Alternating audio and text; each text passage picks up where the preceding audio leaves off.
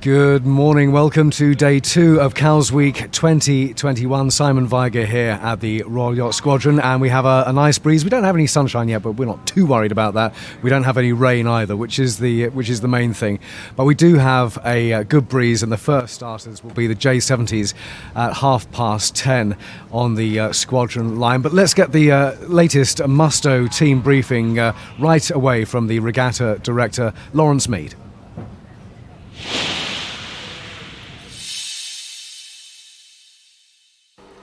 Good morning, welcome to day 2 of Cows Week and the Musto morning briefing. We hope this will be a useful way of getting information to you first thing on each race day. To those of you who attended the Cuvée 450 opening party, we hope you enjoyed that. I know the Musto girls over to the side had a good time, so I hope that was the same for you too. So today, first thing in the morning, first thing we do is weather. Fiona. Good morning. So a light westerly wind today. We've got a fair amount of cloud around, but the sun will make an appearance later. Similar to yesterday though, there is a risk of the odd shower, hopefully not any thunderstorms, but it's that light wind that we're watching out for this morning. It's around 5 to 10 knots, so it is sailable, particularly for those up on the bank and over on the North Shore. It's a lot lighter, particularly here at the squadron, down to only maybe 3 or 4 knots at times, but that hopefully will fill in time for racing. So a light westerly wind throughout today. The big difference perhaps today is that yesterday the rain squalls brought wind, whereas today they probably will suppress the wind. Indeed, if you look up you can see this cloud really isn't moving, so there's not a great deal of wind to come down. Yeah. Thank you, Fiona. So in terms of race plans today, we are aware that some of the smaller boats might struggle to get up tide off the start line, so we're formulating a couple of options on the race plan. Certainly the bigger boats are going to go west first thing, but just stand by for some potential changes later in the starting sequence. It'll all be on the app, it'll all be clear, but the smaller boats, we do need to be a little bit sensitive to whether they can get up tide. So carrying on the theme of Musto morning briefing, today's Musto ambassador, Hugh Brayshaw. Hugh, good morning. Hi, good morning. Welcome to Cows Week. Thank you. So we thought today we'd just have a little conversation about the difference between inshore and offshore sailing. You're more of an offshore sailor. Yes, yeah. So I'm kind of working a little bit and resting this week for the Fastnet initially. But I've done a few Cows Week and quite a few events in the Solent. So in offshore you'd be kind of considering sail changes and kind of decisions over a longer period of time. But here it's snappy. You've got to really be on top of your game when it comes around to the different legs of these courses. And also I think with the kind of the forecast today with these clouds coming through, you need to be really hot on your sail changes and those decisions to each mark, not losing any kind of distance around the big tidal points of the race. Right. So you've done Cows Week a couple of times. Yes, yeah, it's been brilliant. Hopefully get on the water a little bit this week. It's been awesome watching the racing yesterday. People going up the green against the tide is always quite exciting. We always like a bit of up the green action at Cows Week. Yeah. So just in terms of Musto gear, what's new for Musto gear that would be good for today? So we've developed some really cool kits. LPX Aero Jacket is a kind of a new fabric from Gore-Tex, really lightweight, perfect kind of protection for the day.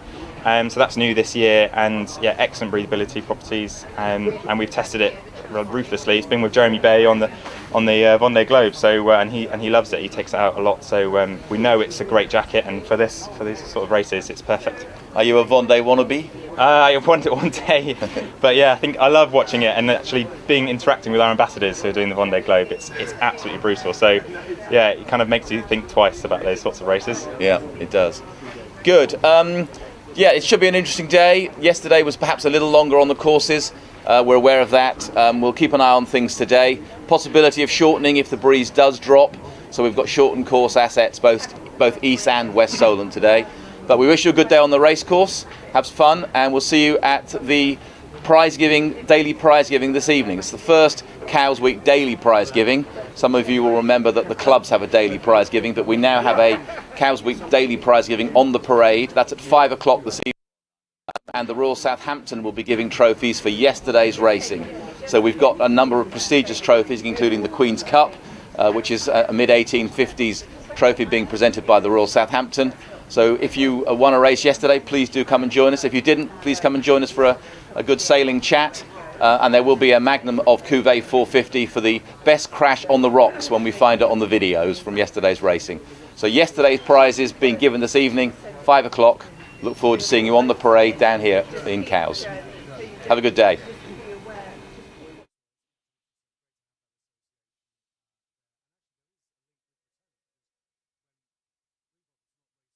Cowes, will be on display at Britannia up in Leith Docks. So, Yeah, absolutely. Maybe I could mention that next year we're going to have an Uffa Fox regatta here, run by the Royal London, and we're hoping to get Cowslip down, which is the Flying great. 15. Yeah. She's in a slightly tired state at the moment, but we hope to get her refurbished and get her down. And the regatta is for all Uffa Fox designs, but that's not until next August.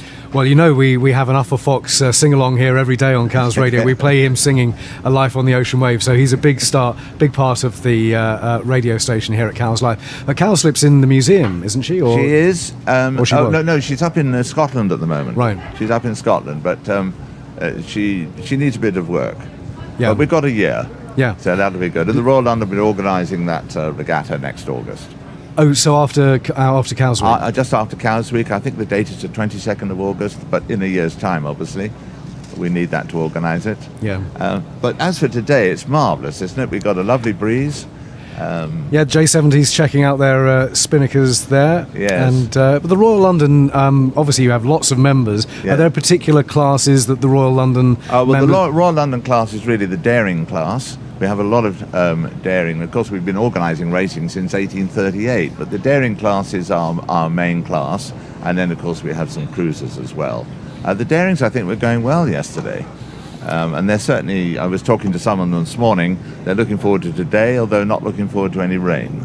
No, we don't want that again. I got very soggy here. This commentary position is great, but all the rain comes in. It comes from the west. That's why they put you here. I Yeah, think, well, Steve. quite exactly. Yeah, but the daring start is at 10:45. We'll definitely have a look out for that. And just to recap, Tuesday is the big day for you. Tuesday's and a big day. Everybody's for us. welcome. Our prize giving and we're clubs open for all sailors on Tuesday and Tuesday evening. We look forward to that. Yeah, Martin, thanks very much for joining us here on Cowes Live. That's Martin Thomas, the Commodore. It's been a pleasure, Steve. Thanks very much indeed.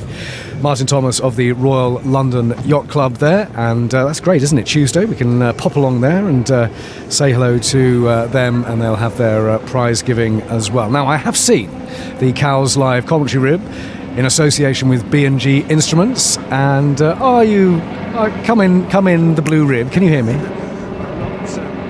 Going on here, hang on. Oh, There we go. There you are. I'm We not also have the coming search in. and rescue helicopter. You can't tell me to come in, I'm going out, that's it. Yeah, go out, yeah. Good morning, how are you? Very well, thank you. Hang on a minute. think- Very well until I... Can you see any rain clouds coming our way? No, actually. At the moment, it's looking a lot more benign out there, upwind. The breeze is slightly more to the north, but yeah, I'm just keeping an eye on those little cumulus clouds over the New Forest, and they're developing quite reasonably. No, I think, fingers crossed, for the time being anyway, there ain't no rain. So the first starters today will be at 10:30, so we'll have course information for the J70s in about 10 minutes. And then we've got SP20s, Darings and Dragons, and then your first starters for Black Group on the squadron line will be the Cruisers Division A at 11 o'clock. So all the big boats away at the committee boat today. Yes, now the committee boat is actually, we're told, is positioned near the Bewley River.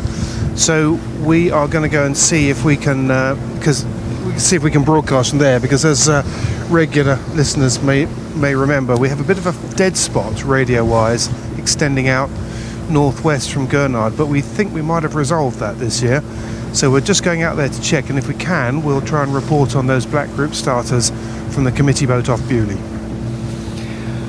So J70s with their spinnakers up, quite a few of them getting ready, and great to hear about Blue Bottle yesterday. Matt doing so well, clearly very, very racy, but under expert control as well.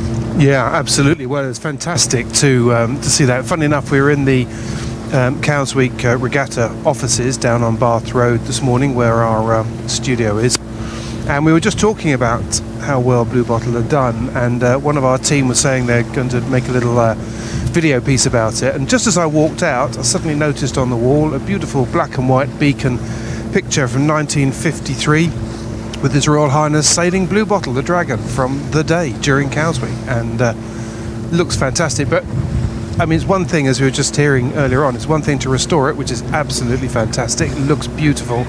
But to go out there and to go and deliver a race-winning result was pretty special too. We will look out for them. The Dragon starting at 10:50. And what are your B&G instruments telling you at the moment? What sort of breeze have you got there? Well, interesting. It's fairly light at the moment. It's 5 knots. We've had so I've got a plot basically, so I can actually look at what's been going on over the last 30 minutes. And currently we've got 5.7 knots. We've had a maximum wind speed of 9.3 knots, and it's sort of hovering around that sort of 6 or 7 knot region at the moment, and it doesn't look like for the time being that it's going to build that much more at present, but it is still early days, obviously. Right, well, we'll get the latest sailing forecast in about 5 minutes from Fiona. We'll get the race sequence underway as well at 10:30 with the J70s. The Y Group starters today on the committee boat line are the Etchells, so we won't be seeing them. Guest commentary today, Matt, comes from the XODs, so that'll be at around 12:30, 12:40 is their start time. But we've got lots of guest commentators through the week, and it'll be the XODs. Remember, you've got at the end of the week on Friday, you've got an XOD commentator coming out with you. Or have you not been told that? Oh, he's gone again. Oh well, there we are. As the seagulls come over the squadron here. As they say. Oh, there we go. I'm back again, I think. One good turn deserves another.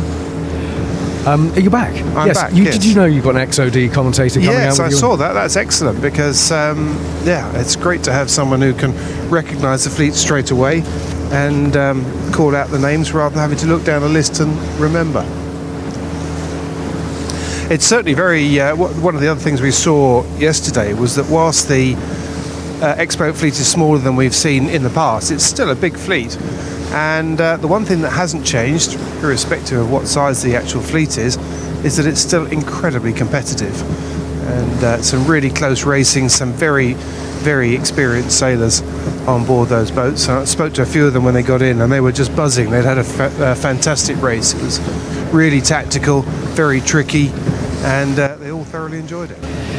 I'm joined now by Hugh Brayshaw, who's here racing in the Fastnet at the end of Cowes Week. The Rolex Fastnet, of course, is in a week's time, so we'll be doing all of that commentary here on Cowes Live, or Fastnet Live, next Sunday. But before we talk Fastnet, Hugh, what's your Cowes Week experience? What do you usually sail here at Cowes Week? I've done a few Cowes Weeks on various boats. We had a lot of Figaro 2s in previous Cowes Weeks. We would do some good fleet racing between a lot of us. A bit on Sunfast 3600 as well. Good rated boat for Cowes Week. But this week, just working for Musto and keeping an eye on things and preparing for the end of the week. Okay, so you're doing the Musto work. You're not getting to get out racing this week. Yeah, unfortunately not. I think we've got the boat that I'm doing the Fastnet on, the Figaro 3. We're going to take out on Tuesday, and we want to have people down from the office and show them a little bit on the water action of Cowes Week, which is perfect because it's great to see the start line this morning, but on the water you get the full experience. So how is the Fastnet shaping up? Do you have what's your long range forecast, for instance? Interesting. Well, I haven't looked at it too closely yet, because we have got a few days away. But it seems like we're getting a good kind of pressure fronts coming through, and I think it could be an interesting one, windy one. But it finishes in Cherbourg for the first time, so that'll be an interesting one once we get round the Scillies and have that extended leg down to Cherbourg.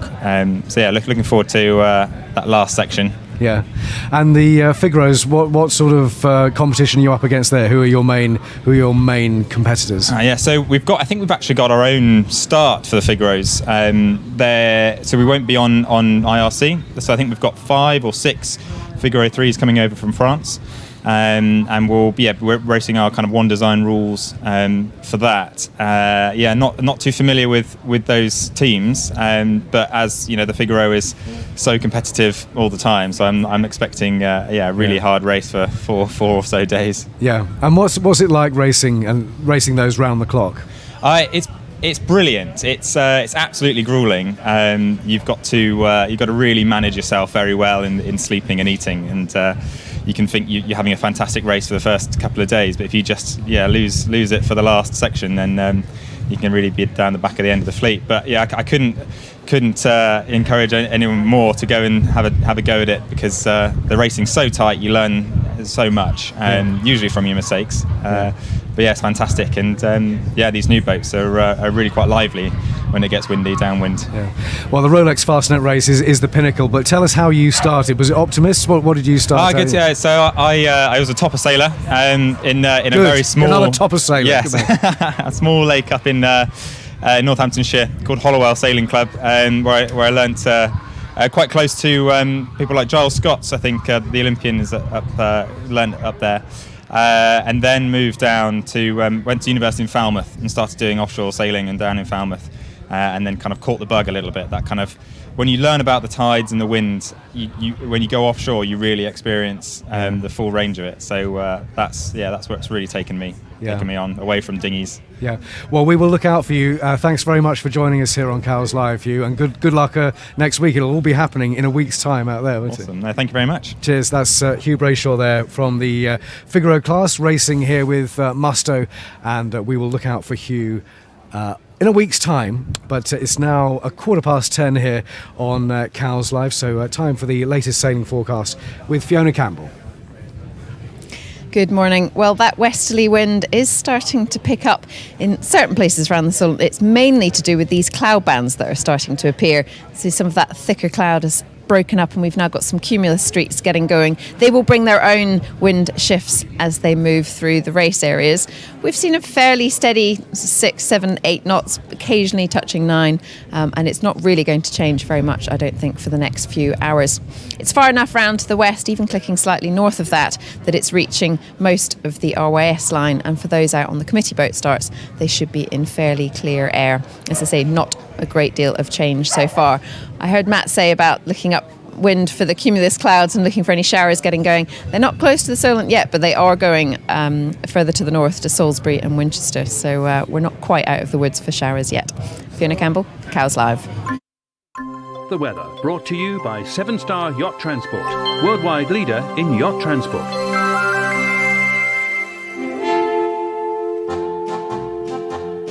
A life on the ocean wave, a home on the rolling deep, where the scattered waters rave and the winds their revels keep. Like an eagle caged I pine on this dull unchanging shore. Oh, give me the flashing brine, the spray and the tempest roar. A life on the ocean wave, a home on the rolling deep, where the scattered waters rave and the winds their revels keep. The winds, the winds, the winds their revels keep. The winds, the winds, the winds their revels keep.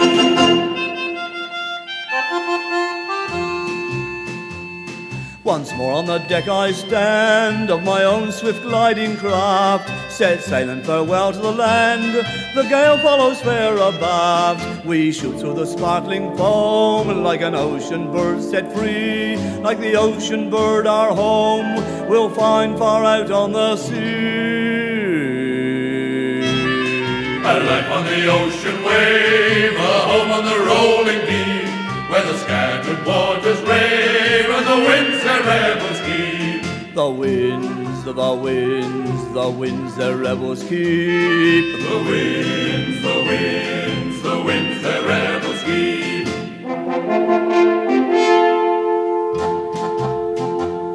The land is no longer in view, the clouds have begun to frown, but with a stout vessel and crew we will say let the storm come down, and the song of our heart shall be, while the winds and the waters rave, a life on the heaving sea, a home on the bounding wave. A life on the ocean wave, a home on the rolling deep, where the scattered waters rave and the winds their revels keep. The winds, the winds, the winds their revels keep. The winds, the winds, the winds their revels keep.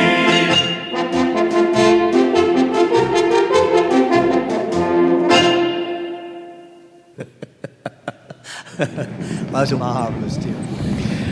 Arthur Fox with a life on the ocean wave here on Cowes Live, and as we heard from Martin Thomas of the Royal London Yacht Club, there will be an Arthur Fox inspired regatta here next year in August after Cowes Week, so any Arthur designed vessel can take part, and we will well, I'm sure they will be playing Arthur Fox tunes the whole time, but that was the legendary Arthur Fox singing along there to A Life on the Ocean Wave. Simon Viger here at the Royal Yacht Squadron, and Matt Sheehan's out on the B&G commentary rib.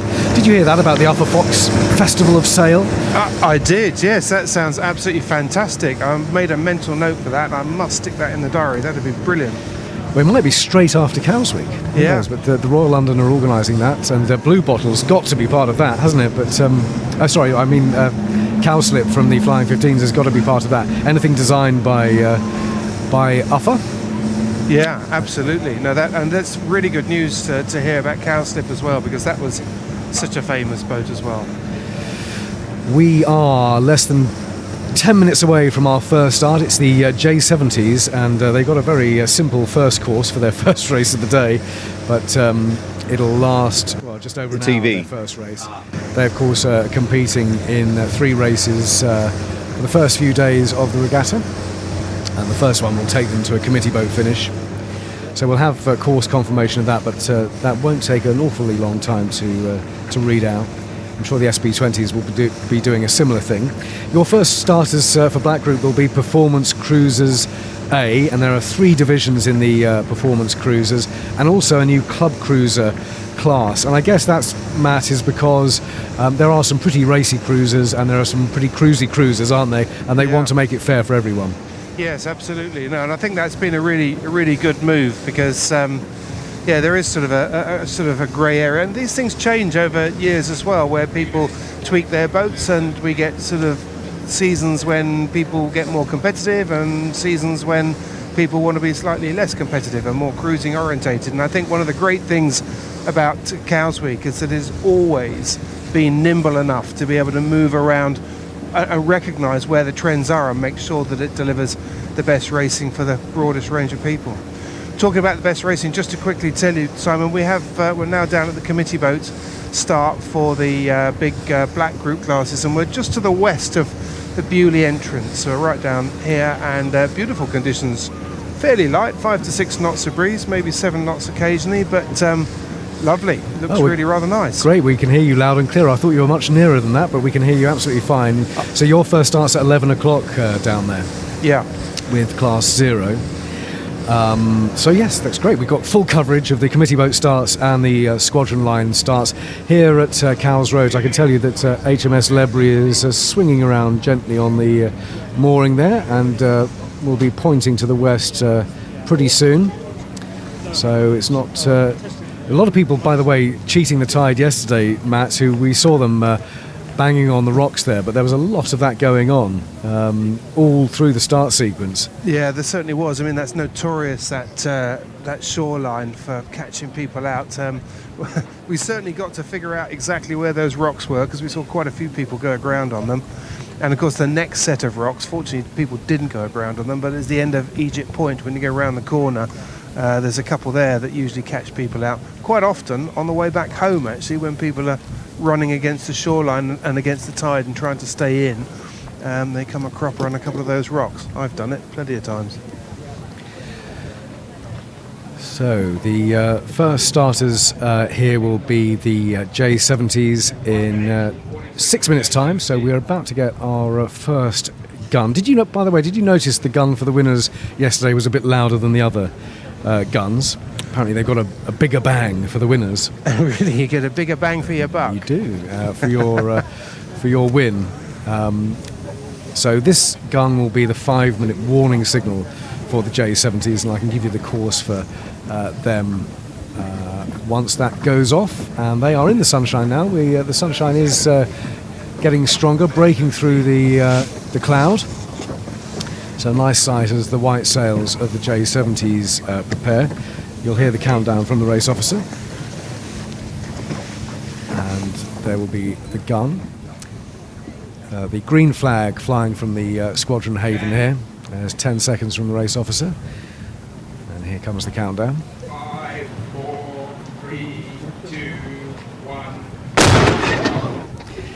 And that is the 5-minute warning signal for the J70s. And here is their course confirmation for their start at 10:30. J70s in race 4 of your regatta. East Bay, round to starboard. Royal Southern, finish. There we are, committee boat finish for your first race out at Royal Southern, and that's predicted at 11:42. So just like yesterday, Matt, they'll be tacking up the beach, trying to avoid the rocks, and then turning around and heading for the East Bay and heading for Royal Southern. So that is the course for their first race of the day and their only start of the day here at the squadron. Most of them hanging around at the outer limit mark for their line, but they've still got a long way to go. This is the preparatory signal. And it's the flags, of course, the flags at the flag staff here, which are their principal signal. The guns are secondary, but you heard it there. And they're milling around at the moment. Lots of jibs flapping and getting ready for their start in 4 minutes' time. Have you got any big boats with you at the moment, Matt? Yes, we have the IRC Class 0 here. I'm just watching Gladiator, and some of the class, the Fast 40 pluses have just been upwind to go and have a little look up the course, and I can see some of them coming down with their kites. Gladiator's just reappeared behind the line. The breeze has actually dropped off a little bit now. It's down to about 5 knots of breeze, so quite tricky sailing down here, but it is, the breeze that's coming through is clear and unobstructed, and I would imagine, I mean, I'm only guessing, but because I haven't seen the course yet, but I would imagine that their beat is going to take them up towards Hampstead Ledge, around there, Hampstead Ledge, Saltmead, towards Yarmouth, in other words, and it'll be a lovely beat because it's great big wide open space and real classic upwind start. Now, Brutus got 2 wins in the J70s yesterday. That's 15.72. They didn't have a great first race. No, they were on course side for the first race. But then race 2 and race 3, Brutus taking the gun in the J70s. They're 2.5 minutes away, so we'll be checking out their sail number, 15.72 at the start. See if they get a better squadron line start this time. Second yesterday, Jelvis in race 3, and in race 2 it was Fan. The winner of race 1 was Chaotic, and DSP came second. But Brutus leading after the first day of racing here at the regatta. 2 minutes to go until the start of the J70s, and most of them now heading away from the line.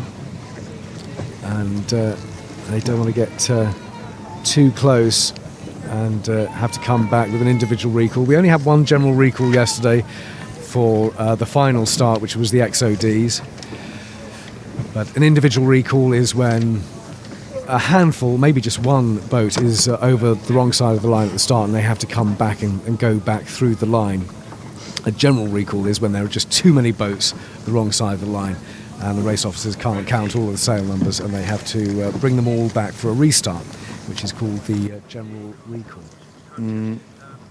No. Actually, there's no... So there's one over at the moment. There's no hiss. The race officer. Yeah. They're just running back over the line. This is the 1 minute hooter for the J70s. Okay, all right. Okay. Okay, thank you. And it's 12:05, which is Royal Southern Yacht Club 12:05, with the Royal Southern Yacht Club Burgee on the hull there, and 937 and 746 Powder Monkey and Royal Thames Yacht Club 5 are with her. They're just letting the jibs flap, letting the mainsails flap, just trying to slow down as they edge towards the line now. 937 is Powder Monkey. And I think there might be a few recalls here. We will find out from the race officers once the gun goes, which is 7 seconds to go now till the J70 start race number 4 of their regatta. Here we go, winding up. individual recall, says the race officer, but they're all very tightly bunched together at the outer end of the squadron line, and I can't see any coming back at the moment. 14:52 leading in towards the beach, which is Calypso. J70's underway. There is one coming back I can see, which is 972, and that is Yeti. Can't see any others. So in they come towards the Esplanade and towards the green now, and they're being led in by 14:52, which is Calypso, followed by 15:72 further up the line, Brutus. The leaders overall at the moment, 15:72.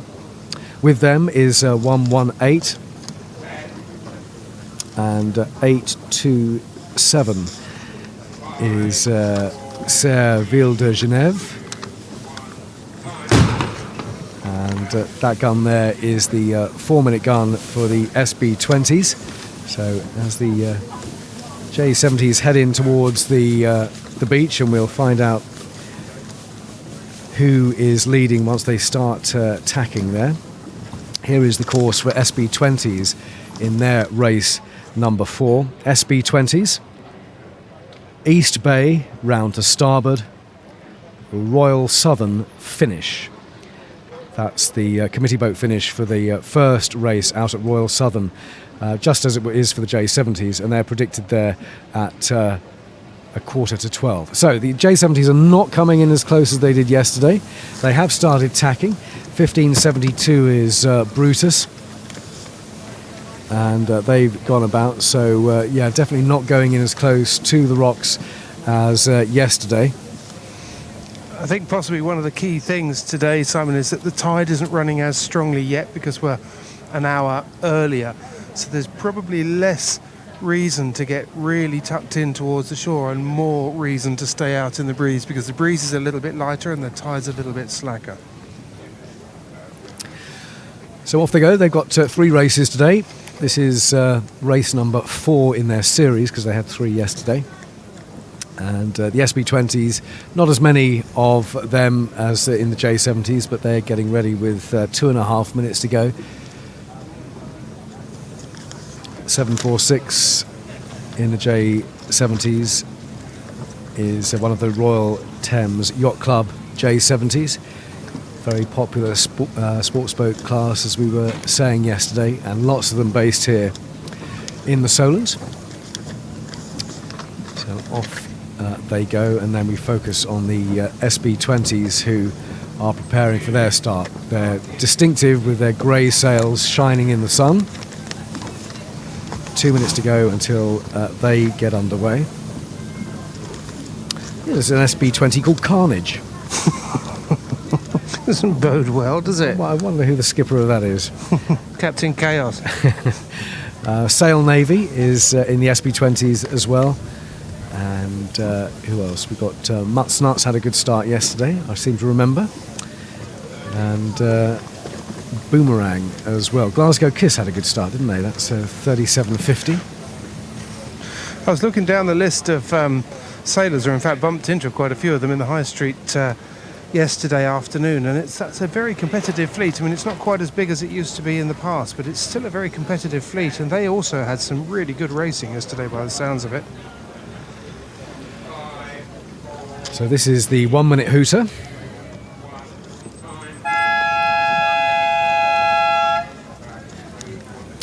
And after this start, we'll have a bit of a gap until the Darings get underway. First starters out with Matt at the committee boat will be in 25 minutes' time. So before that, we'll have the Darings and the Dragons. And then we'll have a simultaneous start, because you'll have Class 0 and I'll have the Performance Cruisers A. Battle of the Stars. Yeah. 30 seconds, says the race officer. And it's the blue hull of 3177 heading to the line there. That's dark and stormy. Jibs flapping on 3469, which is Sports Boat World. Race officers counting out sail numbers now, trying to work out who's over the line. People just bearing away, edging away, letting the jibs flap a little bit. Here we go. individual recall. So another one on course side and a big bunch round the big yellow inflatable outer distance mark, just trying to get around. No one coming back at the moment. Yes, sorry, as I speak, 2 turnaround. But of the leading bunch away, it's 34.69, but they don't have as good boat speed as 38.14, which is excellent. Closer to the squadron, it's 30.95, which is Mutt's Nuts, the blue hull of that SB20. A couple have come back to recross. Mutt's Nuts, good start for them. Further out, 30.27's had a good run. Ethel. And 35.31 is Carnage. So Carnage have had a good start. There's about 5 in a line, and they're all heading in towards the island now on starboard. The tacking has started, as you say, Matt. Some of them are definitely wanting to stay a lot further out, but there's a group of about 5 or 6 heading in towards the green, going past a black motorboat now, which is just moored off the esplanade. 38.14's had a good one. It's excellent. Maybe they do have the most excellent start, but we will find out when they tack, because just a bit further up is Ethel. And the SB20s are underway. There's a split with 4 or 5 heading off away from the island, but most of them still heading in. And it looks like the white hull of 38.14, excellent, has had the best start there. One just tacking around behind her. Now, excellent is tacking, and are they going to get round the front of Ethel? Oh, it's going to be close, but no, Ethel goes round the stern. So it looks like excellent has had the best start of the bunch in here, closest to Cows. They're already very spaced out, and we will find out when the results come in who did the best thing, whether it's best to start near the come into the beach or not. But they're not, as with the J70s, they're not coming in too close, Matt. They're staying out and tacking now. Yeah, I'm sure they're staying out for that stronger breeze, because although the breeze is just slightly twisted around a little bit more to the north than it was yesterday, you still do get that effect down the shoreline where you can get caught in a few lulls, and it's just not worth the risk if you're not really going to gain much on the tide. So I'm not surprised. I mean, the other thing we did see yesterday in quite a lot of the starts was the importance of having clear air at the start. If it's all very well going for what you think is the beneficial going in, close to shore to get out of the tide, but if you get trapped by a whole bunch of competitors, you can just get locked up in a private battle that takes you out the back of the fleet. So quite a few of the people who did well in the early stages of yesterday's races stayed out, started further up the line, started in clear air. They could go where they wanted to go, they could keep their boat speed on, and they could stay away from their competitors, and for a number of them it worked really well. So we have this break of 10 minutes now until the next start, which will be the Darings at 10:45, and then the Dragons will be starting straight after the Darings, and then another 10-minute gap until the first black group starters here on the squadron line in the Performance Cruiser A division. They've got the pink flag. They are the pink fleet. The green fleet is Division B. The light blue fleet is Division C. And the club cruisers have got a white flag, which somehow is not appropriate, is it? But they are flying a white flag in the club cruisers, the Corinthian class, and looking forward to seeing them for the first time here on the squadron line. The 5-minute gaps with the occasional breaks worked well yesterday. What did you think, Matt? Yes, I think they did. I mean, it certainly rattled the start procedure along. I think from the competitors' point of view, I hadn't actually didn't hear many comments about it, but I suspect that the competitors liked it because it just shortens up that whole start sequence and just rattles things along quite nicely. Potentially, the issue, I guess, is that if you have a general recall, and this is always a concern as a competitor at Cows, if you have a general recall, and you're starting after that class that's been general recalled, are you then going to be pushed down the order, and you could be out there for quite some time waiting for it to go? But anyway, that didn't happen, and we only had the XODs with the general recall. So that's the warning signal, the 5-minute gun for the Darings. Attention Darings, here's the course confirmation for your start at 10:45. Daring class. East Bay starboard. Contessa 32 class port. Jane port. Contessa 32 class port. Jane port. QXI International starboard line. It's the breakwater finish line for the Darings, and that's predicted at 1:30. And as we said yesterday, Matt, it was Dauntless who had a fantastic race in the Darings yesterday. It was her blue spinnaker we saw, and they actually won by 5 minutes yesterday over Streak. Yes, I saw, bumped into Giles Beckham, the owner and helmsman on Dauntless, and he was beaming from ear to ear. Mind you, he always is. He's a naturally very cheerful chap, and he'd had a fantastic race. They'd really enjoyed themselves out there, and they were another case of getting it right off the start line. They sailed an absolutely perfect first beat, or at least up to where we left them at Egypt Point, and got themselves out ahead and made it very, very difficult for the rest of the fleet to get anywhere near them.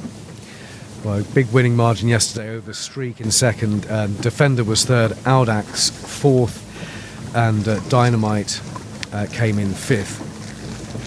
For about the first 20 years of Cowes Radio, we were saying Audax, but we were eventually corrected. Oh, really? It's Audax. There we are. Getting it right. Never wrong for long, or indeed, never wrong for more than 20 years here on Cowes Live. The Darings are 3 minutes away from their starts, and jib flapping on the white Daring of 37. Who else have we got? Number 3, just reaching away from the squadron, which is Dauntless. And this exclusively Cowes class is competing here on day 2 of the regatta. Simon Viger at the squadron, Matt Sheehan out on the B&G Instruments commentary boat. Any change to your wind speed out there at the Black Group committee boat? Oh, it's pumping the bilge or something like that. But he'll be back. He's got the Black Group starters at 11 o'clock out on that committee boat line. The Daring is now mustering, and most of them actually beyond the yellow mark, the outer distance mark for their start line. Some of them heading away from the line. The Darings have all got 3 red arrows on their sails, those chevrons. And all of this class based here in Cowes. Big spinnakers, we saw the big spinnakers yesterday, and the big blue one is for Dauntless, number 3.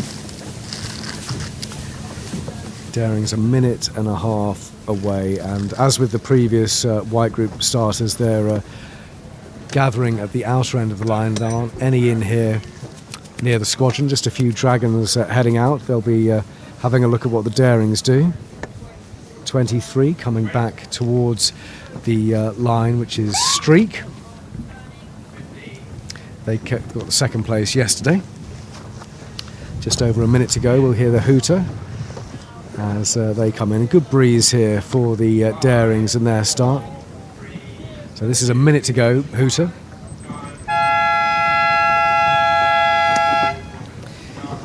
And they wind up now for their start, although there's a few jibs just spilling some air. Number 37 letting it flap on that Daring. Coming in towards the squadron on starboard. I think all of them are doing that. Number 3 is Dauntless, the white hull of Dauntless, just letting the jib flap with 30 seconds to go. Bearing away. Before them is number 4, Audax. 36 is Dreamer. Audax letting the mainsail flap, letting everything flap there, taking the power out, just trying to slow down. Number 3 is leading them towards the squadron now. Audax pointing away. Race officers checking out who's the right side of the line and who isn't the right side of the line. Here we go. And they are all clear and just sheeting in now and getting a bit more boat speed. It's a good start for 37. Number 3 closest to the squadron is Dauntless, and they've had another good start. Just up from them is 36 Dreamer, and 23 and 24 Streak and Daring Do. But yeah, a good start for Dauntless, but also 37.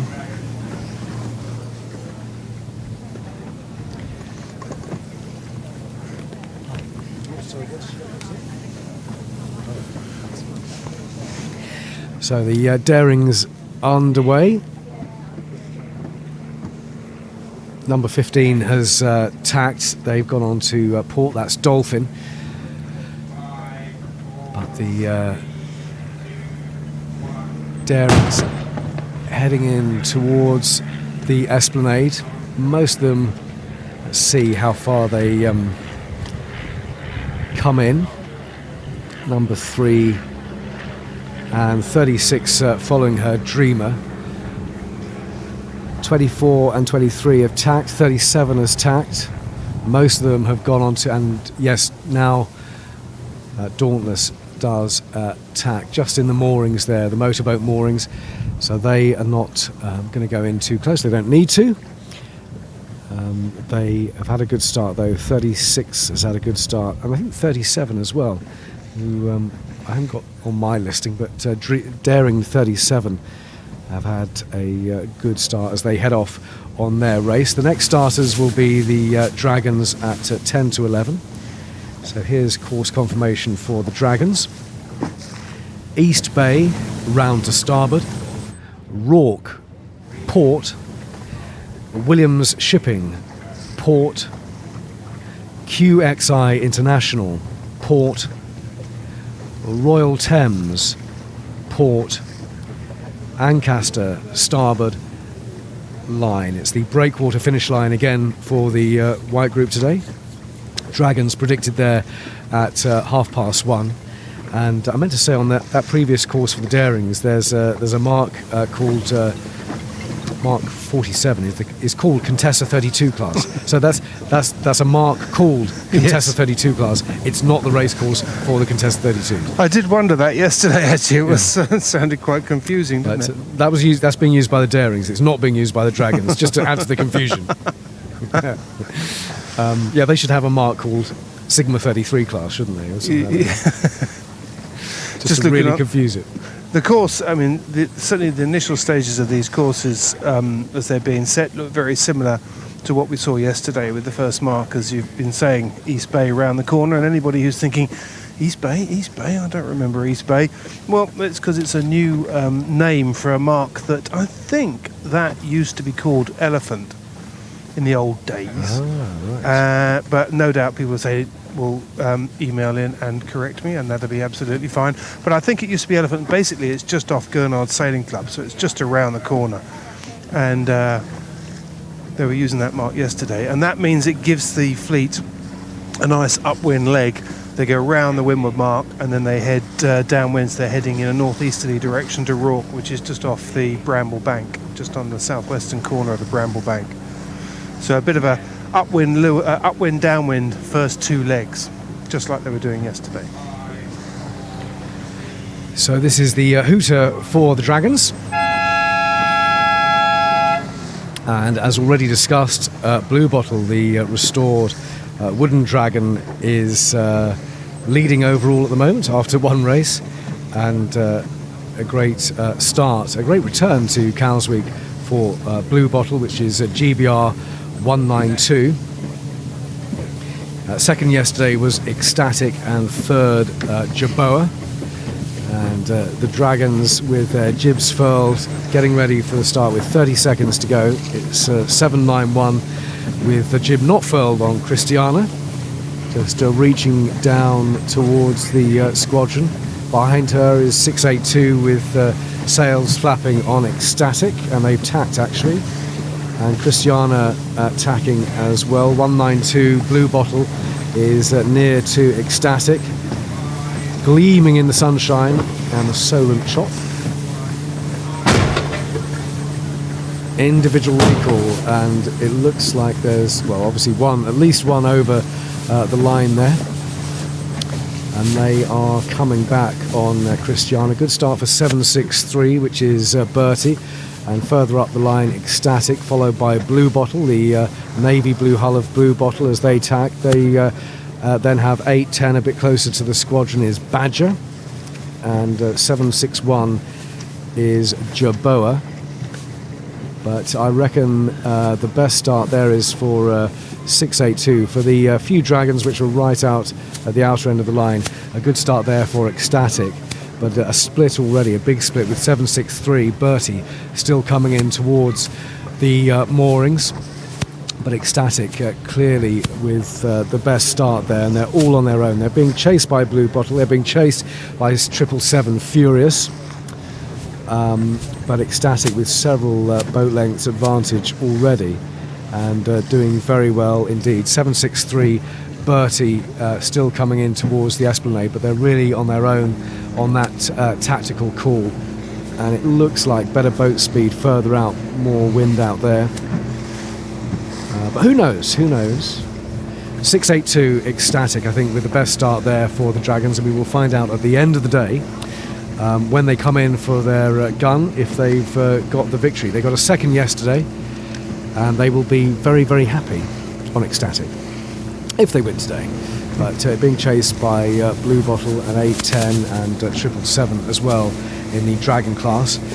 We've got a break of 10 minutes until the next starters here. Performance Cruisers A will be starting at 11 o'clock, but simultaneously there will be a committee boat start for Class 0. I can actually see in the background of the Dragon start, I can see the J70s with their spinnakers up. And I can exclusively reveal that it's a white spinnaker leading. There are some other colours in the J70 class. Other colours are available. Other colours are available, but the leading two spinnakers are white, followed by a red one, a blue one, a red one, a blue one, a white one, a purple one. Purple! There's only one purple one. There we are. So the J70s starting with their spinnaker run, and we'll see the SB20s, I'm sure, soon enough, and the Darings as well. The Dragons are away, and a really good start there for Ecstatic, Matt. Yeah, that all sounds very good. Meanwhile, out here at the committee boat start for the first start of the day out here, just off the off Bewley, is IRC 0, and they've got just avoiding someone here. Everybody's now back behind the line. They've all had a look upwind, most of them anyway, had a look at the conditions, had a little test of the conditions, and have come back, and they've got what is it, looks like about 7 minutes to go until their start. And the first off, as I say, is going to be IRC Class 0, and yesterday it was Kumbu that won the race, and Ran was second, so that was two fast 40 pluses that won yesterday. We didn't see, one of the boats I was looking out for yesterday was Richard Matthews' new oyster catcher, which we haven't away from Gladiator. Haven't seen Richard Matthews' new oyster catcher. It's on the entry list. I was hoping that I saw it in the river this morning. It's an absolutely gorgeous 52-footer, brand new, bright blue, looks superb, looks really wicked actually. It's on the entry list, but not out here today, sadly. But hopefully later on in the week we'll get to see her racing. But Gladiator just came sliding by. That's the TP52 with a bunch of rock stars on board. That's Tony Langley's boat. Didn't have such a great day yesterday. They really didn't quite get that start right. They got themselves buried behind a bunch of smaller boats, which must have been very frustrating. Had to tack out, ended up in the tide, and then had sort of burnt up a fair bit of time before they actually got out into the lead. And even by the finish, they really weren't far enough ahead of the fast 40 pluses to beat them on corrected time. And Gladiator actually ended up fifth, which yeah, they wouldn't have been celebrating about because there was only 5 boats racing, so that wasn't a great start for them. And in Performance Cruisers A yesterday, Panther was the winner, a Mum 36, so we'll also have their start in just over 5 minutes time. In fact, I can give you their course now, as their pink class flag is hoisted here at the squadron. So 5 minutes to go until the start for Performance Cruisers A here on the squadron line. And here's course confirmation for the Pink Fleet in Cruisers A. Kilburn and Strode Patents round to port. Laidmark 8K port. Gurnard Ledge port. Zwerver port. Yacht Databank starboard line. It's the squadron finish line for them, and that's predicted at around 2:30. Yacht Databank is the final mark for the performance cruisers. Have you seen Yacht Databank on your travels? It's out near you. It's out near the entrance to the Bewley. Oh, is it? So- Yacht Databank? Oh, yes, so it is, yes. So Yeah. we're going to have finishes coming in towards Cowes from that direction. So just 3 minutes and 45 seconds to go until our simultaneous synchronised starts here. You do class 0, and I'll butt in with a bit of cruiser stuff Okie when dokie. you got a moment. We've got 3.5 minutes to go until the start. Seeing the, as is so common with the Grand Prix boats at least, they've all come and pinged each end of the line. In other words, they've gone past the committee boat and they've pressed a button to mark it in their chart plotters. They then go to the other end of the line where the buoy represents the other end of the line. They go and ping that, put that in their system, and then that means that they have the chart, the actual exact position of the start line on their computer screens, and from that they can tell how much time they have to burn, and or not, as the case may be. And so we usually expect to see with these Grand Prix boats very accurate starts. So nothing like setting the bar high. Just launching our drone, as you might have heard it just whiz off there. That's jolly good. So hopefully we'll be able to get some live pictures back to anyone who's watching the live broadcast today. Richard, our cameraman here, has just launched his machine into the air. We were looking at it last night, got some fantastic shots of the starts yesterday. I love those drone shots. We weren't live yesterday, unfortunately, but today we are. Now the SB20s are on their Spinnaker run, and it's I think it's a blue one, and then a red one, and then a turquoise one, and then a white one, a white one, a white one, a blue one, a red one. So that's the SB20 class covered. Yeah, that sounds very much like yesterday's order. In Performance Cruisers A, I don't know if you saw much of them yesterday, Matt, but we've got some X 4.3s. We've got a couple of got one Mum 36, a Shipman 50, a Bermudian sloop, and a Solaris 44. Interesting mix. The Shipman 50, that takes me back. That's a lovely boat. I remember when that design first came out. It's a cruising boat. It's not designed for racing at all, but it looks really sleek. It's still, I saw it actually, I think it's probably the same one, moored in the River Hamble. They still look good today. Really nice boat. Interesting to see how that gets on. I think we've seen them race here before actually. I think we saw them a couple of years ago racing in one of the divisions. Yeah, the Shipman 50 is called Zephyr. Yeah, that's the one. They got Yes, they have seventh been yesterday. here. They've definitely been here before, yeah. We've got 1 minute and 13 seconds to go until the start, and all the big boys quite well back from the line here, interestingly, at the moment. Difficult to figure out. I think they're all looking to go for, coming up to 1 minute, there we go, 1 minute. Hear the hooter there. So it looks like the big guns are all looking for the pin end of the line, so the opposite end to the committee boat. They're all lining themselves up. They're holding back from there as they come in with 45 seconds to go. Their first mark, I don't quite know what their first mark is, but I'm pretty sure it's going to be somewhere over near Hampstead Ledge, so in the direction of Yarmouth. So in other words, dead upwind as we come in with 30 seconds to go. Zwerver, I think, is their first mark for class. Zwerver, I'm just looking for that. Can't quite see that at the moment. I will find it in a minute.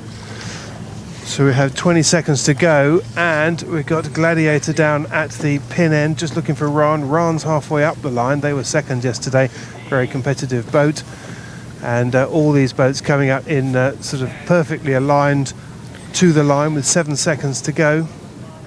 It's near the North Island shore down towards Lymington. Ah, okay. So it looks like There goes the start. All 5 of the boats were on the line. Actually, no, not all of them. There was one Fast 40 Plus that was a little bit later on the line, but I think it was Kumbu who took the pin end of the line, got the best start there. Really nice start. And I have to say, I hate to say it because I've got lots of friends on it, but Gladiator did not get a good start again. They tried to go for the pin end of the line, but they couldn't lay it, and they ended up having to put 2 tacks in, so they had to come back on port, back at the Fast 40 Pluses that were on starboard, and then had to put in another tack, and they found themselves buried again but under a whole bunch of smaller boats, which must be very frustrating.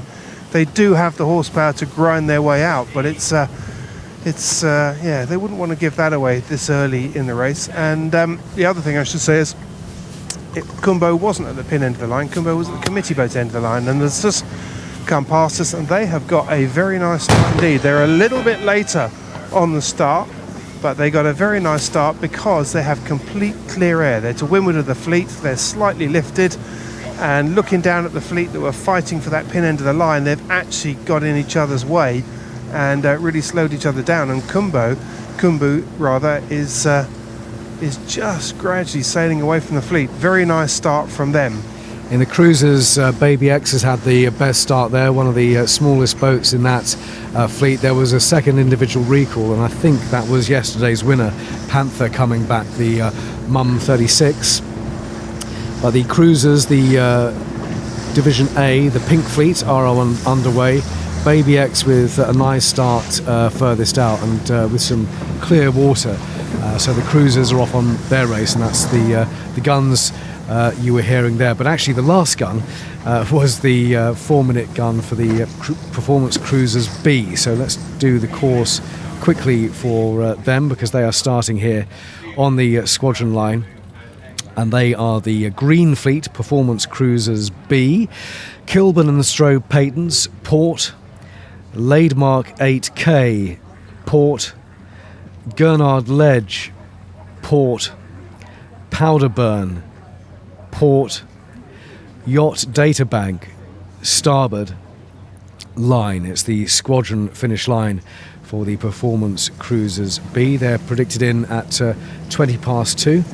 Their final mark, Yacht Databank, which is over near you, Matt. It's just near the entrance to the Bewley. So that's the final mark, it looks like, for the black group hooking around that. And good start in the Performance Cruisers A for Baby X, which is an X 4.3. One of the smaller boats in that class, but a great start for them. It's an X 55. Closer to the green is 809 Lutine.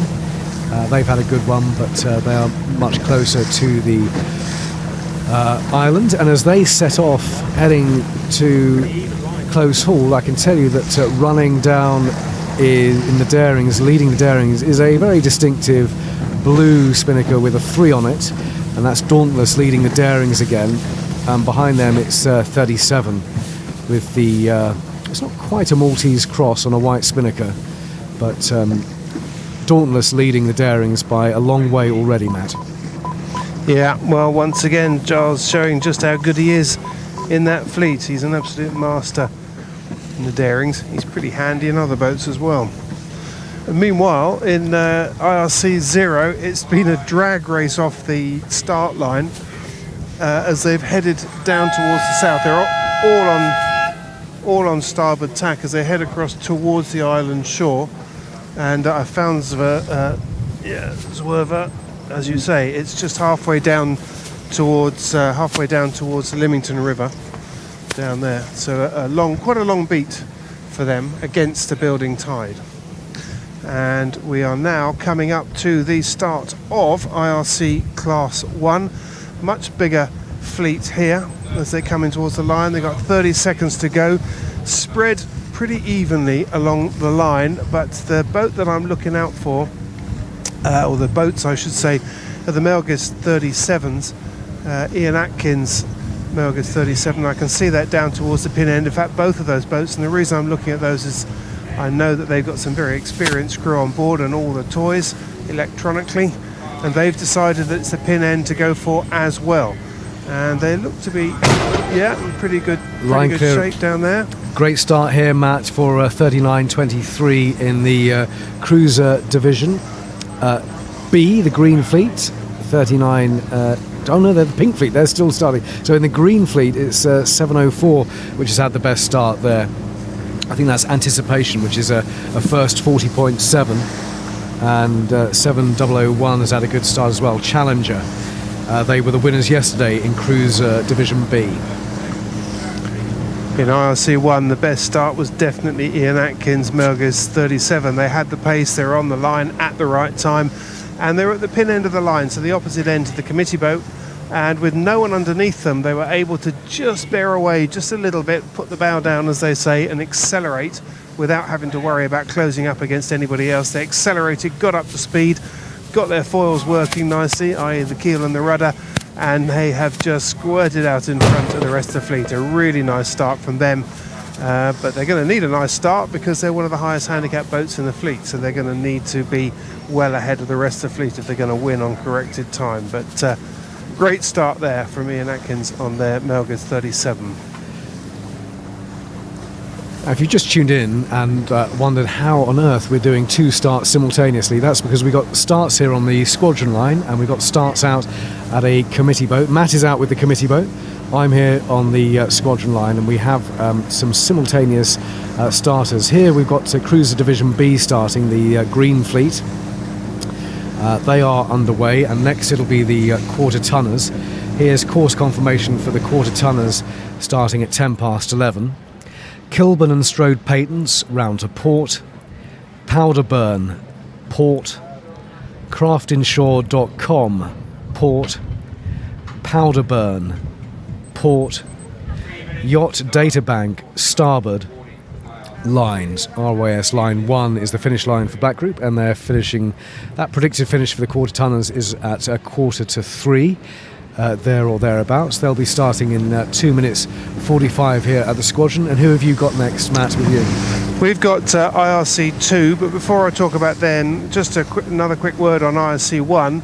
Interestingly, looking at the results from yesterday, Tony Mack, who's a seasoned campaigner in and around the Solent in his J111 McFly, he was second yesterday. Cobra won the race yesterday, and we're just alongside Tony Mack, and these smaller boats in IRC 1 have decided to tack off early onto port and take the mainland route down towards the west, and I have to say they look like they're in pretty good shape. The breeze has picked up a little bit. We're now talking about 9 knots of breeze. It looks a little bit breezier on the mainland side. Clouds are starting to develop a little bit more on that side as well, so I wouldn't mind betting that actually the smaller boats at the moment have got the upper hand on the mainland side. Bullet, spelt with an I, was the winner yesterday in the quarter tonners. There are two Bullets, but it's Bullet with an I, the French one, which won yesterday by 4 minutes over Belinda, and then Bullet with an E was third. They'll be starting in a minute and a half here on the squadron line. Quarter tonners with about 10 of them entered in this Cows Week. Lots of black sails in this class. Talking of black sails, quite interesting down here with the IRC classes. You'd expect there to be quite a lot of black sails, carbon fibre sails in the Grand Prix boats. What's quite noticeable is when we get on the wrong side of these carbon sails, they act as a great big radio wall, and we lose the radio altogether because the signal won't go through the sail.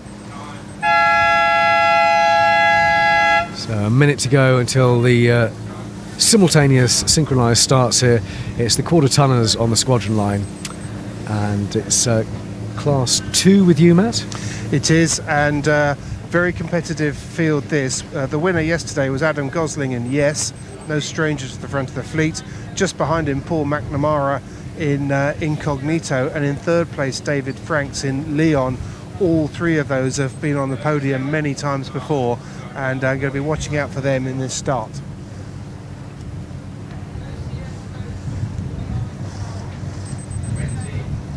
I say that, I think actually I've got that slightly wrong, because the next one is actually the Cape 31s, beg your pardon, it's the Cape 31s that are next. Got ahead of myself. quarter tonners coming into the line, and they're being led in by 7891, which is Bullet, the winner yesterday.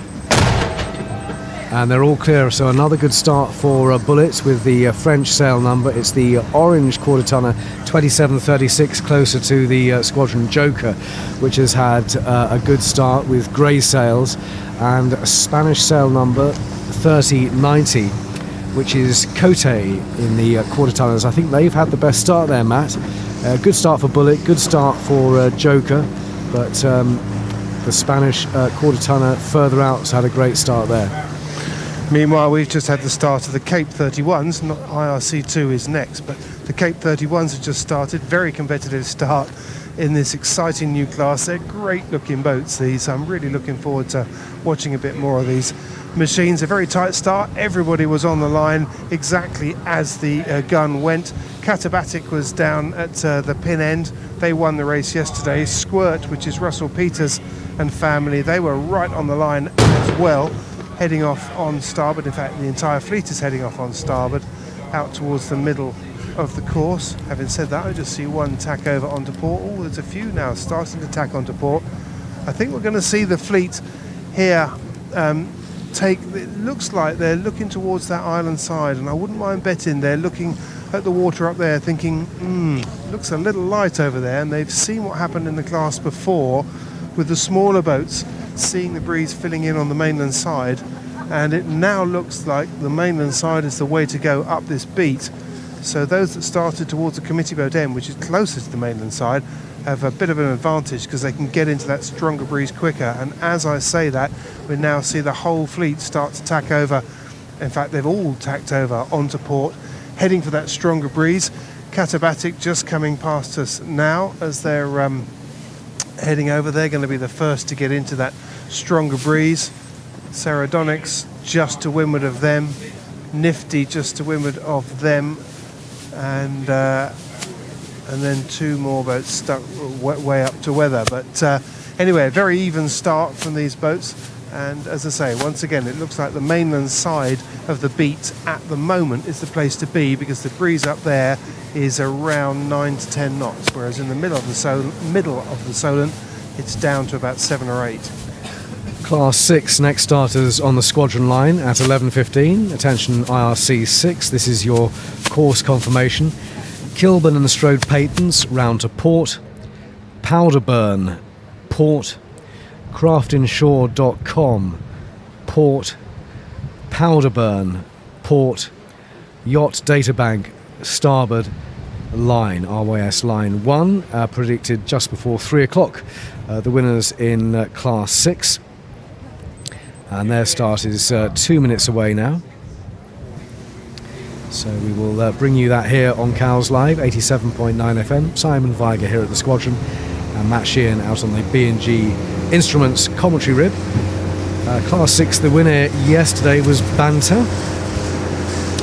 And second, Kerry Jean, and Stan the Boat was third in Class 6. A minute and a half away for them. And then you've got Class 2, presumably, have you? We have indeed. I'm just looking to make sure that that is correct. Yes, IRC Class 2. So I'll go back to what I was saying earlier on about Class 2.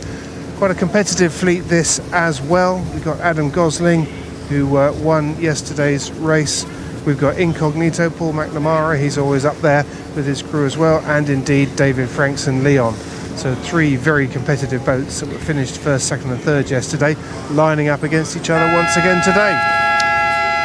Banter, the winner in IRC 6 yesterday, is a Mustang 30. Lots of Sigma 33s in this class. And Impala 28s, there are 4 of them. But it was the Mustang which won yesterday, Banter. 40 seconds to go until their start. It's 43.31 leading them in, which is Kerry Jean, a Sigma 33, and a much smaller boat next to her, all white, is 40.80, which is Crackerjacks, an X95, and behind them some grey sails as the Class 6 division IRC 6 gets ready. After these two starts, we'll get the latest sailing forecast. It's a nice mix here in IRC 6 as they head for the line now. Looking good right now. And they're all clear. So a cluster of them at the outer mark there. The Sigma 33, 4331 Kerry Jean with a good start. And the X35, which is that 4069 is Ziggy, which is a Fun 23. Ziggy has had a good start there. Much smaller white sails and white boat. Just beyond her, 9571 is Fear Naught, and closer to the squadron we've got 4610, which is another Sigma, and that is Stan the boat. How are your starts going? We have a little break in proceedings here, so we've got a 5-minute gap. So we don't have any starts at the moment. I just noticed that. So next starts at 11:20 for IRC 2. Okay, well we'll have the sailing forecast in a minute, but let's stay with Class 6 just a little bit longer now. They've had a good start there. They're split out across the line. Some of them coming in through the motorboat moorings here near the Esplanade. But I think it's the bunch at the outer end who've got better boat speed there. And Ziggy, one of the smallest boats in the class, if not the smallest, which is a Fun 23. Yes, it is the smallest in the class, isn't it? Yep. Fun 23. Ziggy has had a great start there. They're in the middle. Further out, it's Kerry Jean, a Sigma 33s with the Jenny Lee spectator boat. Getting some good snaps. 9571 sitting out on the rail there on Fear Naught, which is one of the Impalas. They've had a good start. And 6508 is Banter, the winner yesterday.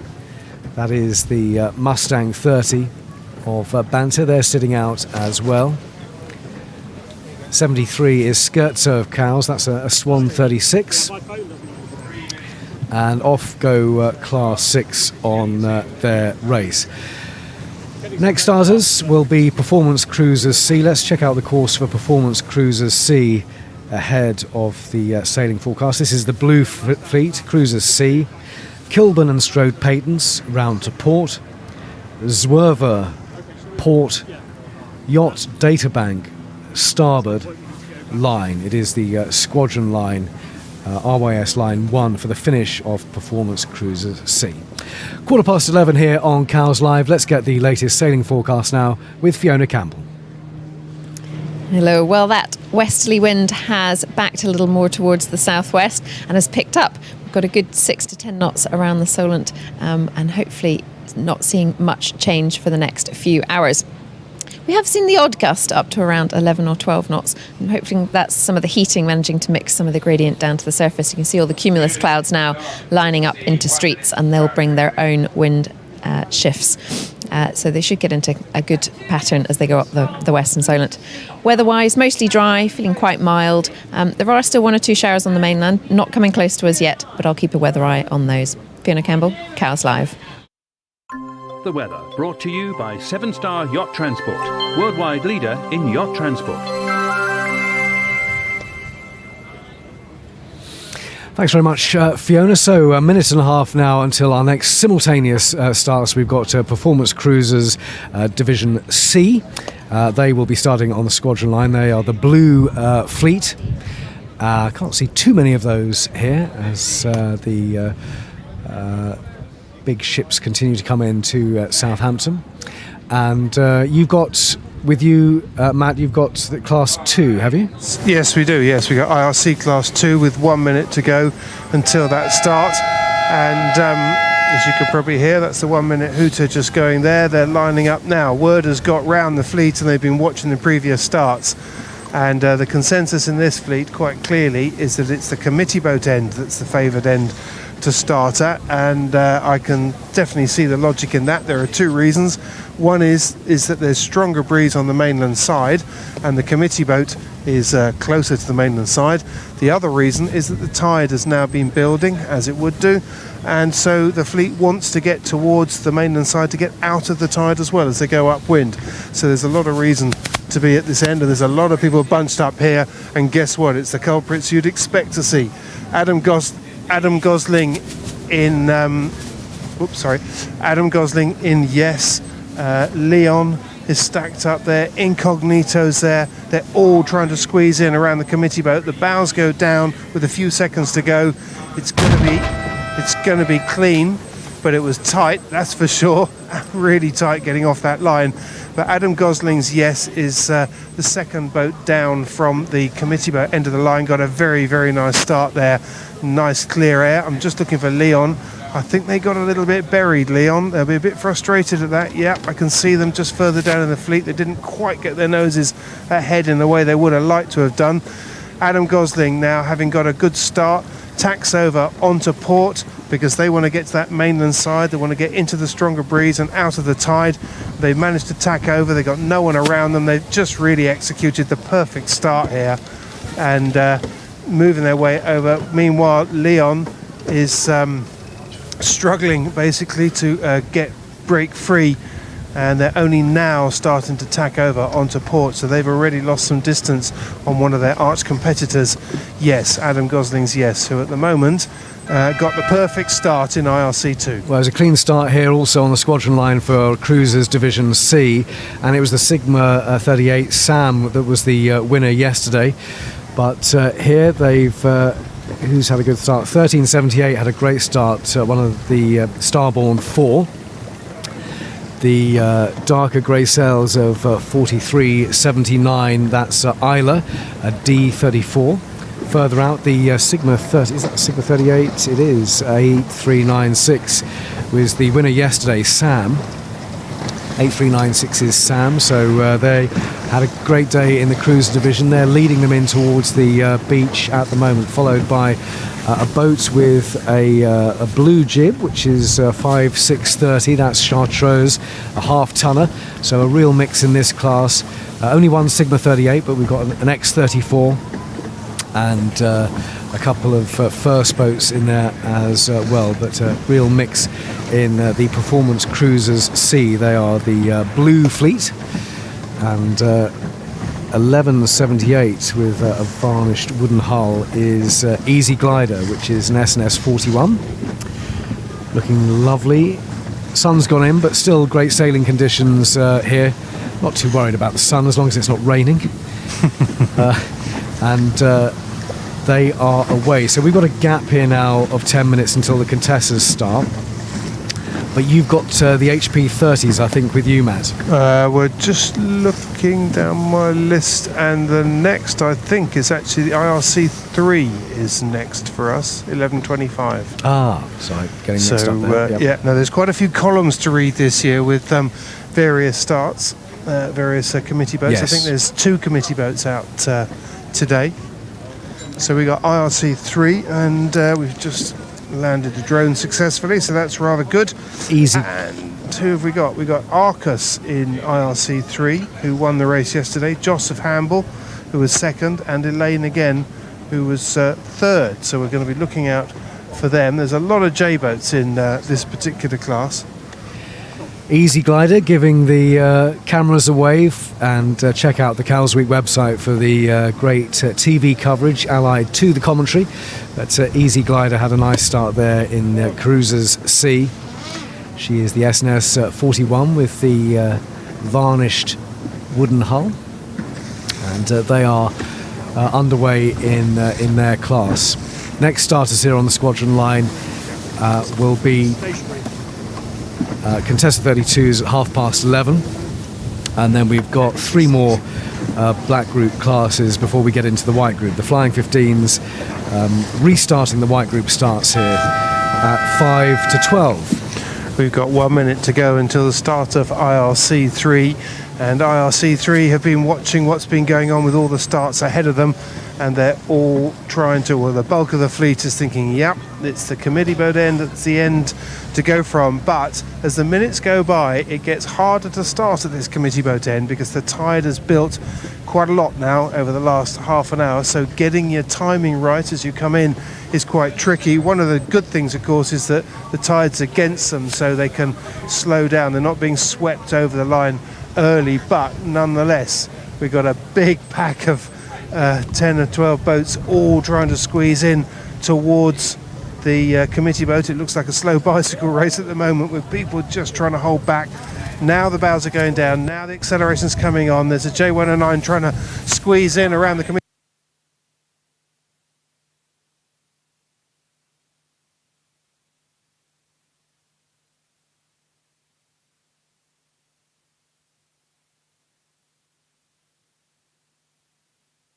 Holding back and accepting the fact they're going to be a few seconds get the committee boat end of the line and therefore come out of it in clear air. I think that's a smart move, because looking up the course, what you want to be able to do is you want to be able to tack when you want to tack into clear air, and that's exactly what 3061 does. They came in late. It was an Archambault 35, can't tell you what the name of the boat is at the moment, but they executed a very, very good start there by coming in just a little bit late, but giving themselves the clear air and the ability to tack off onto port, and they are romping away from the fleet now. That's Arcus. Well, maybe that's not a surprise. They won the race yesterday, and they're showing you how to do it again today.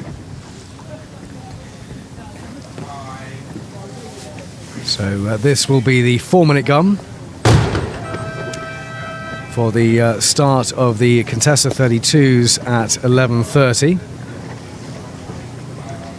Course confirmation for the Contessa 32s with 11 entered. Gurnard round to starboard. South Bramble Prince Consort gate.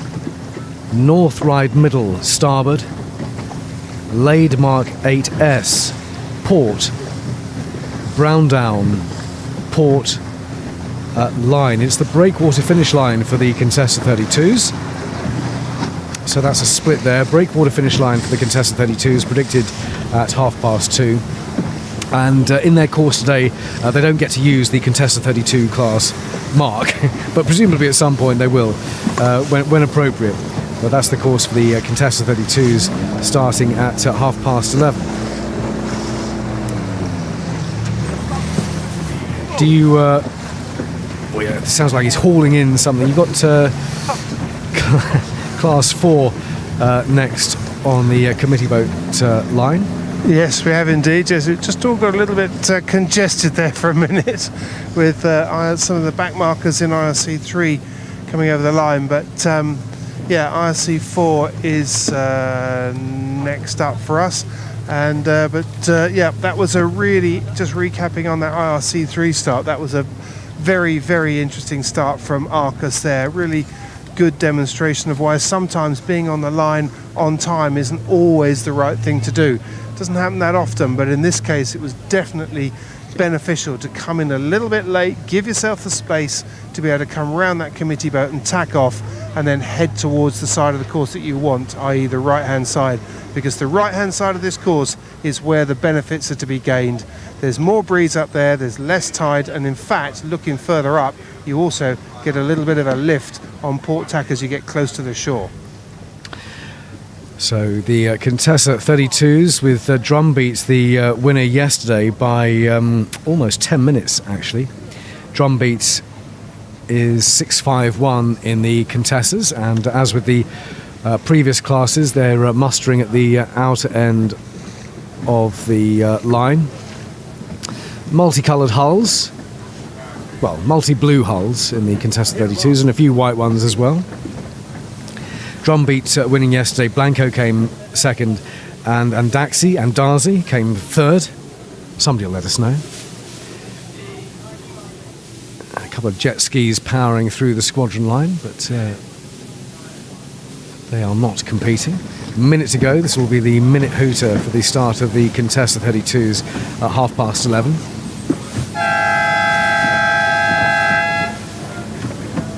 And another big car carrier coming up through the Solent. Very busy today, Southampton, with lots of big vessels heading up and down Southampton water. But it's these smaller Contessa 32s we're focusing on here on the squadron line. Just letting the head sails flap. 776 is Nimbus, and behind them the light blue hull of 5765, which is Ascent. Drumbeat is 651, and they're worth checking out because they were the winners yesterday. Who have you got leading in with you, Matt? We have IRC 4 coming in now with 5 seconds to go, and it's Jaywalker, the J97, that is squeezed up against the committee boat but don't have any speed, and actually open up a big enough gap for a J92 920 to just squeeze in through the committee boat with no one around them. That was a bit of a lucky break for them, but I'm sure they're happy to take that. That's Nightjar who managed to squeeze in there. That was pretty smart. They roll over onto port tack. That's definitely the right thing to do, I'd say, because now they've got clear air on port tack, heading towards that mainland shore again, and no one around them to trouble them. Pretty good. I just see Malcolm Thorpe in his J80. He's just tacked over onto port as well. Took a little longer to make that decision. I think he could have gone a bit earlier there, but he's in a nice position as well, though. He's got clear air as they tack across. The rest of the fleet taking their time to make the decision to tack over. That is going to cost them, I'd say. Contessa 32s with a clean start here at the squadron. It's 2956, 2958 Corofin with a really good start, and just behind them 776 has had a good start as well, Nimbus, but it was an all clear start for the Contessa 32s. They're heading off on their race with about 10 of them taking part here, but the one will have to tack first of all is 2958 Corofin, but really good start for them. 94's tacked already. That's Persephone, I think, is 941. They've gone already, and I cannot find the winners from yesterday. Drumbeat, they are 651. Ah yes, they're riding close to the squadron with a white head sail and white hull. So Drumbeat deciding to come right in close to the Esplanade for their start, but that is 651. Further out, they're having to tack now, and they're going to go around quite a few sterns, so they've got a bit of catching up to do on Drumbeat. The Contessas are away, Matt. And so too are IRC 4. Just seeing the last of the IRC 4 starters cross the line. Breeze has definitely been on the climb now. It's been up at 10 or 11 knots for quite some time. Seems to have steadied out. I think things are going to change a little bit later. I can see some development on the shore and a bit of a line of clouds out there. You might even get some sunshine for a bit, Simon. Yeah. 5765 in the Contessas is Ascent, and there's Drumbeat heading off on her race. IRC 7 will be the next starters here on the squadron line. Here's course confirmation for IRC 7. Gurnard round to starboard. South Bramble Prince Consort Gate. North Ride Middle starboard. Laidmark 8S Port. Brown Down Port line. It is the breakwater finish line for IRC 7, predicted at about 3 o'clock. So the Contessas are away, and just going about on Drumbeat, getting around the front of have we got somebody who's stopped? Somebody looks like they've stopped, Matt, and they're trying to heel it over. It's is it Blanco? They are not sailing yet, and round goes the head sail, and they are stuck on the rocks, I'm afraid. It's the first one I've seen so far today. Got in a bit too close there on 682, and there is wind in those sails, but the boat is not moving. They're trying to get it off, and still Contessa's getting close to there, but they're just Blanco just now coming around, pointing back towards the Medina, but still look like they're stuck on those rocks, Matt. Yeah, it's precarious, isn't it? You don't really want to get stuck there, that's for sure. It is a rising tide though, thank goodness, so it shouldn't be stuck there for too long. No, we've got trying everything there. 20 seconds now, until the J109s. And the J109s actually, interestingly, holding back from the line quite a lot. That's a lot more even spacing in between the boats. They're going for a sort of what we call a time on distance start, so they basically timed their run into the line to coincide with the gun, and they're all pretty shy of the line. I'd say they're good 2 or 3 boat lengths off the line, but those that are going to come out of this quite well is 9779, who was in quite a nice position as they came in towards the committee boat end. The other boat is 6809, Jibe Talking. Jibe Talking probably got the nicest start of the lot, I'd say, out of that. Well, actually nearly the nicest. They were at speed at the committee boat end of the line, in a nice position, but Jomilija 880, the one with lots of nationality flags on the side, they actually came in, they were the last to cross the line, but actually they were right tucked up by the committee boat, and once again able to tack off onto port and lead the charge in towards the mainland shore. Jibe Talking sees them go and are able to tack themselves to come across, but once again the boats that are able to tack around from the committee boat end of the line get the early advantage. IRC 7 underway here at the squadron. It's one of the Sonatas, Wasp, with the black and orange paint job. They've had a great start further out. K9, Woof, the H boat, has had a nice start as well, followed by a folk boat, 707, which is Madeleine, a Nordic folk boat. Lots of Sonatas in this class, which is great to see. One folk boat, there's a West Solent One Design, Souvretta, in class 7, but Wolf has had a nice start, and Souvretta, yes, they're just tacking now with a red Sonata 999, appropriately is BD2. They are going to go round the back or the front. Souvretta having to tack again, and the Sonata tacks as well. But class 7 is underway, and 8036, the blue hull of 8036 is that Sonata? Yes, 8036 has had a decent start, so they are away. W2 is Souvretta. They seem to have stopped actually. The Contessa 32 is off the rocks, and IRC 7 is away. Souvretta just trying to get power back into her sails on W2, the West Solent One Design. A lovely looking old boat that. Eros 95 just behind her, and a Sonata 8330. Pakea is just tacking now. 5131 is a Silver Fox. That's a Copland Fox Terrier.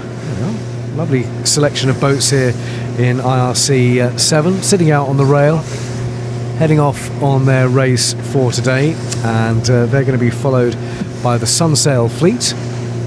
So here's confirmation for the Sunsails. 11 competing today. Sunsail course confirmation: Gurnard starboard, South Bramble Prince Consort gate, Royal Yacht Squadron starboard, Lademark 8S port, Browndown port, Goodall Roofing finish. That's the finish line at Goodall Roofing for the Sunsail fleet. They'll be starting in a minute. And who have you got next with you, Matt? Well, we've actually just moved away from the start area up there. We've come back to play with you and to get some aerial shots of some of the fleets coming up towards the west. And we're right alongside the quarter-ton fleet at the moment, who are just approaching the entrance of the Bewley as they beat their way towards the west. And leading the charge in the quarter-ton fleets is the beautiful Faro design Bullet with an eye. It's very distinctive because turquoise coloured hull, 8051. They're leading, and I'm just looking to see who's to leeward of them. Can't quite see who that is to leeward. but it's Bullet, who won the race yesterday, who are leading once again as the quarter-ton fleet heads its way, as I say, across the entrance to the Beaulieu River. I'm not quite sure what their course is and what their first mark is, but it's going to be somewhere down towards the west. Well, here we go with the Sunsail fleet with the final countdown now for this all-white fleet of Sunsail F41s, and they are all clear, and it's a good start right at the yellow outer distance mark for 41.11, which is TBC 7. Hollis 2, the winners yesterday in this fleet, that's 41.06, and they are coming in to that yellow inflatable mark. Closer to the squadron, nice start for 41.07, which is all hands on deck. But leading at the moment is number 11, which is TBC 7. Number 12 just going across the line now, which is Opier. And number 7 had a good start. Number 6, the winners yesterday, Hollis, crossing in about 5th position. And then there's a bit of a split. Now we do have some port tack starters coming in out of the Medina at the moment, led by number 4, which is Tenzing, and then it's number 9, which is Hollis 1. So the two Hollis boats at completely opposite ends of the start line here. So they've got a race within a race for them.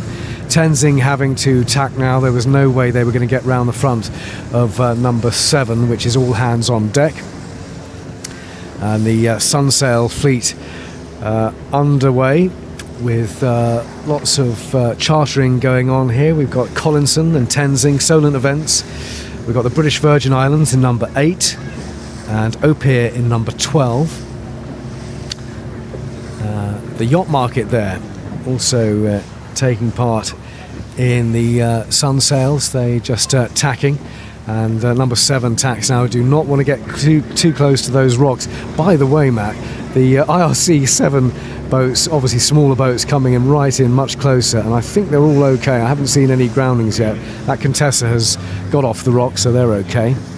Just a quick correction from me. Apologies to those who have clearly spotted the deliberate error, that it's actually BLT that is leading the quarter-ton fleet and Bullet is in second. I was just looking in just slightly the wrong direction, hadn't seen what was going on behind us.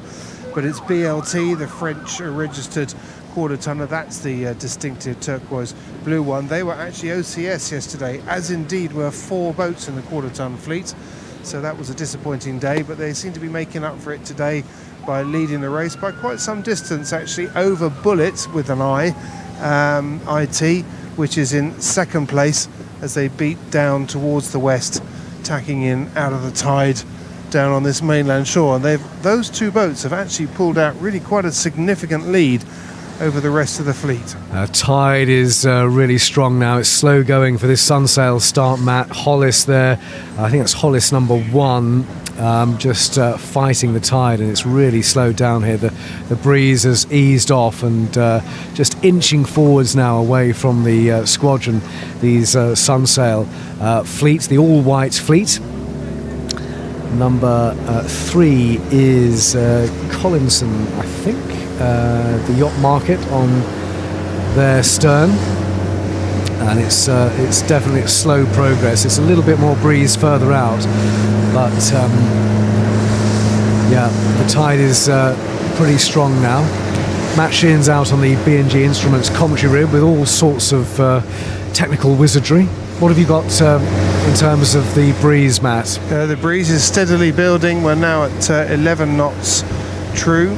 And I say steadily building, yes, it is steadily climbing up, has been over the last 20 minutes, and looks really solid going west. Absolutely perfect conditions, unless you were looking to come out and get a championship suntan. That's the only thing that's missing out here, but as far as sailing conditions are concerned, absolutely beautiful. 11 to 12 knots of breeze, flat water, a long beat against the tide.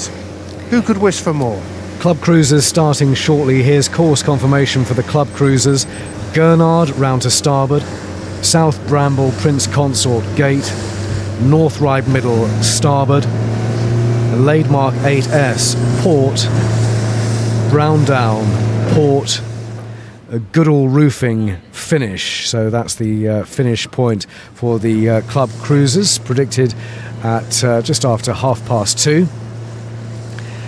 And they are counting down to their start. This is the final black group start on the squadron line today. And we were talking about the club cruisers earlier on. We've got Bavarias in here, we've got Dufours, we've got a Westerly full mark, and they're all clear. So the best start is for, I think, 1647 Panorama, which is a Dufour 385.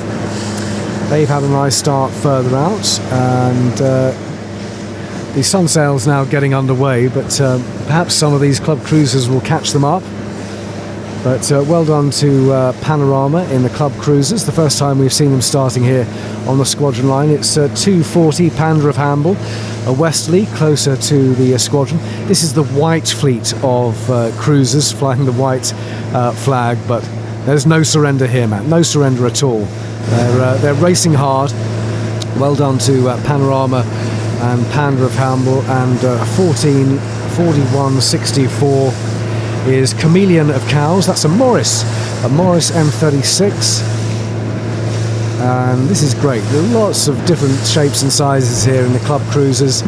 Out part of Cowes Week, to take part in Cowes Week, 4053 just filling her sails further out. That's Mandalay, which is a Bavaria,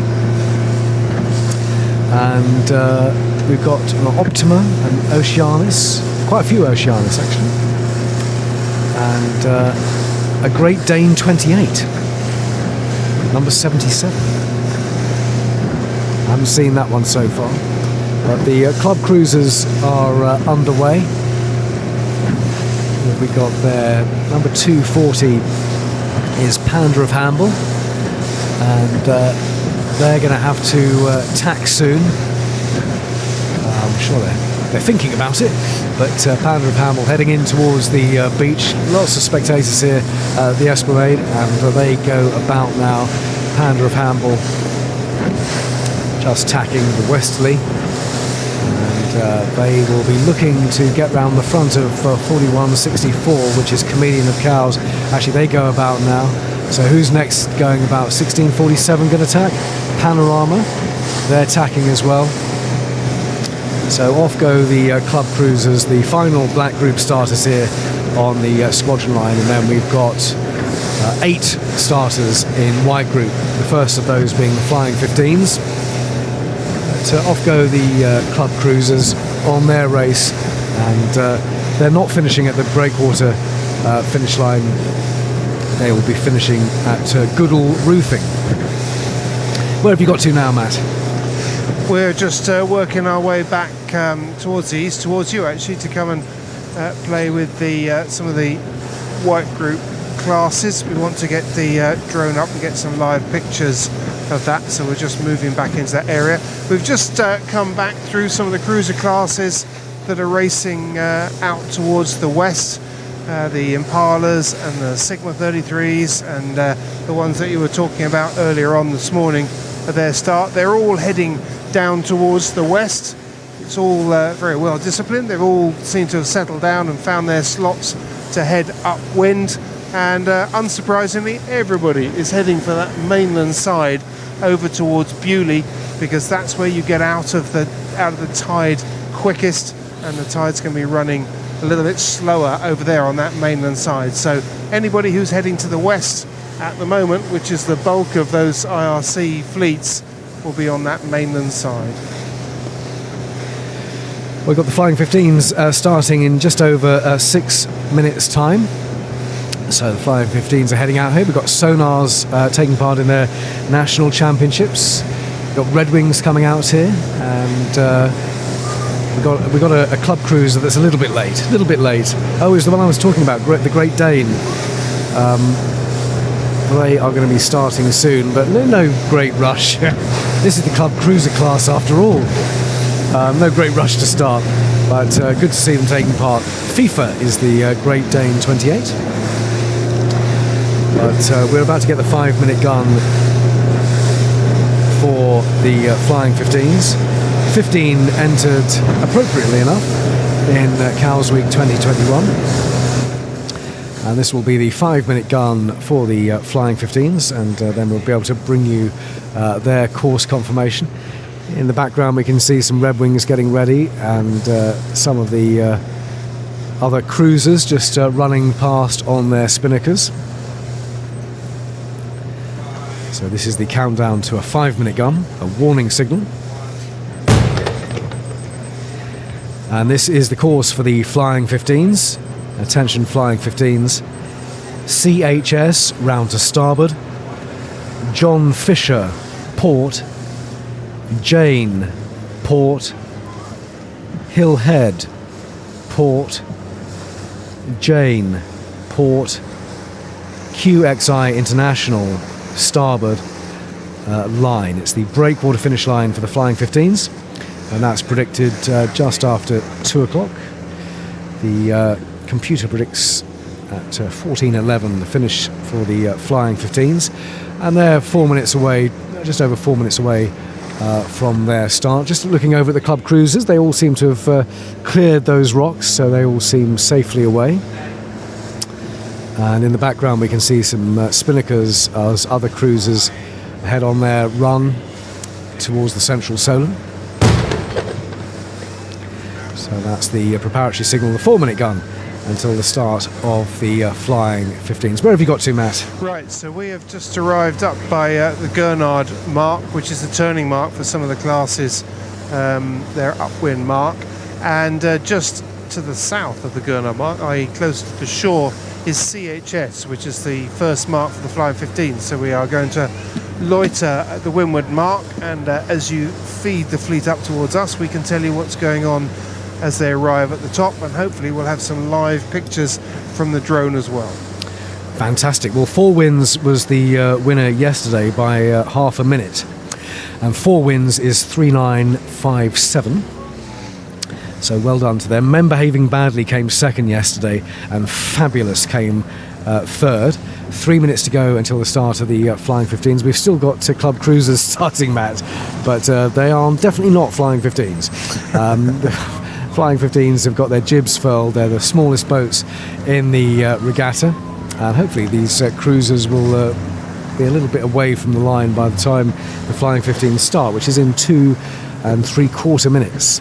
Well, by the time they get to their windward mark as well, they're going to find that life is quite tough up here as well, because the fleets that are going around Gurnard, which is their windward mark, are discovering that the tide is plugging quite hard against them, and it's quite tricky getting around this mark. So CHS, all of those names are of course racing boys, racing marks here in the Solent. I'll say of course, you might be listening for the first time and wondering what the heck we're talking about. CHS is the name of a boy, a racing mark, and it's a yellow one. It's a round yellow one. Matt can probably give you a picture of it if you wanted to. Yes, we probably could land the drone on it. We were just watching how hard it is getting around the Greg City Academy with their mini-tonner Riot. We're just coming up to round the mark to starboard, but really struggled and had to tack away before to take another run at this mark. Just demonstrating just how tricky it is to get around. A minute and 45 seconds until the start. Men Behaving Badly, the all-white Flying 15, just tacking now, 37.79. They came in second yesterday. The Flying 15 class flag flying from the squadron flagstaff, the blue and white stripy one. So this is their start coming up, along with the white ensign of the Royal Yacht Squadron, of course. But the Flying 15 flag also flying with the blue and white stripes, and they are just over a minute away from their start as the Red Falcon Red Funnel Ferry comes into Cowes with spectators up, passengers up there spectating on the deck, having a great look at the Red Wings and the sonars. But it's the Flying 15s starting in 50 seconds time, and they will be following the cruisers who have now cleared the line, or most of them have cleared the line. There's still a couple here starting with the Flying 15s, a little bit late. Some of the jibs furled on the front of the Flying 15s, but a good breeze here. And a good bit of tide at Gurnard as well, sitting right alongside the buoys, the Sunsail fleet. We've had a few of them come round already, but they're trying to get round this windward mark, and it's a real struggle because they're having to fight their way up against the tide, making very little distance over the ground, and then time their bear way around the mark just to make sure, making sure that they don't get swept down into it. God, anybody who's done Cows Week will know that's a very, very familiar part of this race with such strong tides. And they're all clearing the flying 15s, and they are away. Men behaving badly, behaving very well again on the line. They've had a good start. Closer to the squadron, it's 38.19, which is flashback. Good start for them, but they'll have to tack soon. 39.40 has had a good start as well, which is Forced Family Fun. They did well yesterday. And further out, 39.69 is Cruise Missile. They've had a very good start, but the winners yesterday, 4 wins, that's 39.57. And where are they? Have they been buried? Can't see them. But they were the winners yesterday, so 39.57 is definitely a sale number to watch out for, Matt, but I don't think they're in the leading bunch unless I've completely missed them. The Flying 15s are away. 38.19 has tacked, which is flashback, but still coming into the beach is Men Behaving Badly, 37.79. 40.70's had a good start as well, which is Fox Force 5. Lots of F's there. And yes, off they go. I would imagine that we're going to see these Flying 15s working their way up the beach. To be honest, it's very interesting up here at Gurnard. The tide is really, as I keep saying, it's absolutely hosing through here, making it very tricky indeed to get around that windward mark. And I suspect the Flying 15s are going to work their way up the beach, stay out of the tide. In fact, there is actually a tidal advantage in certain parts of that leg between the start line and Gurnard. If you can get into there's a little zone, actually, a sort of triangular zone where the tide actually runs in the opposite direction for more time, so it runs to the west for more time than it does to the east. That doesn't sound very logical, but it's a fact. And if you can get into that, it's like a travelator that will sluice you up the beach a little bit. But I suspect we're going to see them work as far up as they can along the beach and then take the dash out across the tide to get around that mark. And there are several boats in the Sunsail fleet and the cruiser fleets that are trying to do that, and it's very painful when you get it wrong, because you've got to tack back across the tide, get swept down and start all over again and try and get around that mark. 34.99 is flip-flop in the Flying 15s. Next starters here at high noon will be the sonars, and we will have our high noon signal as well for the sonars. But here's course confirmation for them with 16 entered. Attention sonars, CHS starboard, Contessa 32 class port, Rourke port, Royal Thames port, Williams Shipping port, QXI International starboard line, the breakwater finish line for the sonars. And just to confirm that Contessa 32 class in that context is mark number 47. It is actually a racing mark called Contessa 32 class, and it's the second mark for the sonars, who will be starting at high noon. We've got them getting ready. Of course, this is their championship week, coinciding with Cows Week, so lots of sonars here. We've still got cruisers starting. One of the white fleet, I love this, 735 in the cruisers, just deciding, well, we'll start when we want, thanks very much. 735, 1735, can't see their cell number, but they're having a nice relaxed start to their race with some sonars, some Red Wings getting ready. I've seen a few Sunbeams and Victories and XODs, so they're all getting ready for their starts, which are still to come here on Cows Live 87.9 FM. But when we hear Commander Lambourne with the high noon time signal, we will know that the sonars are underway here on Britain's longest running special event radio station. This is Cows.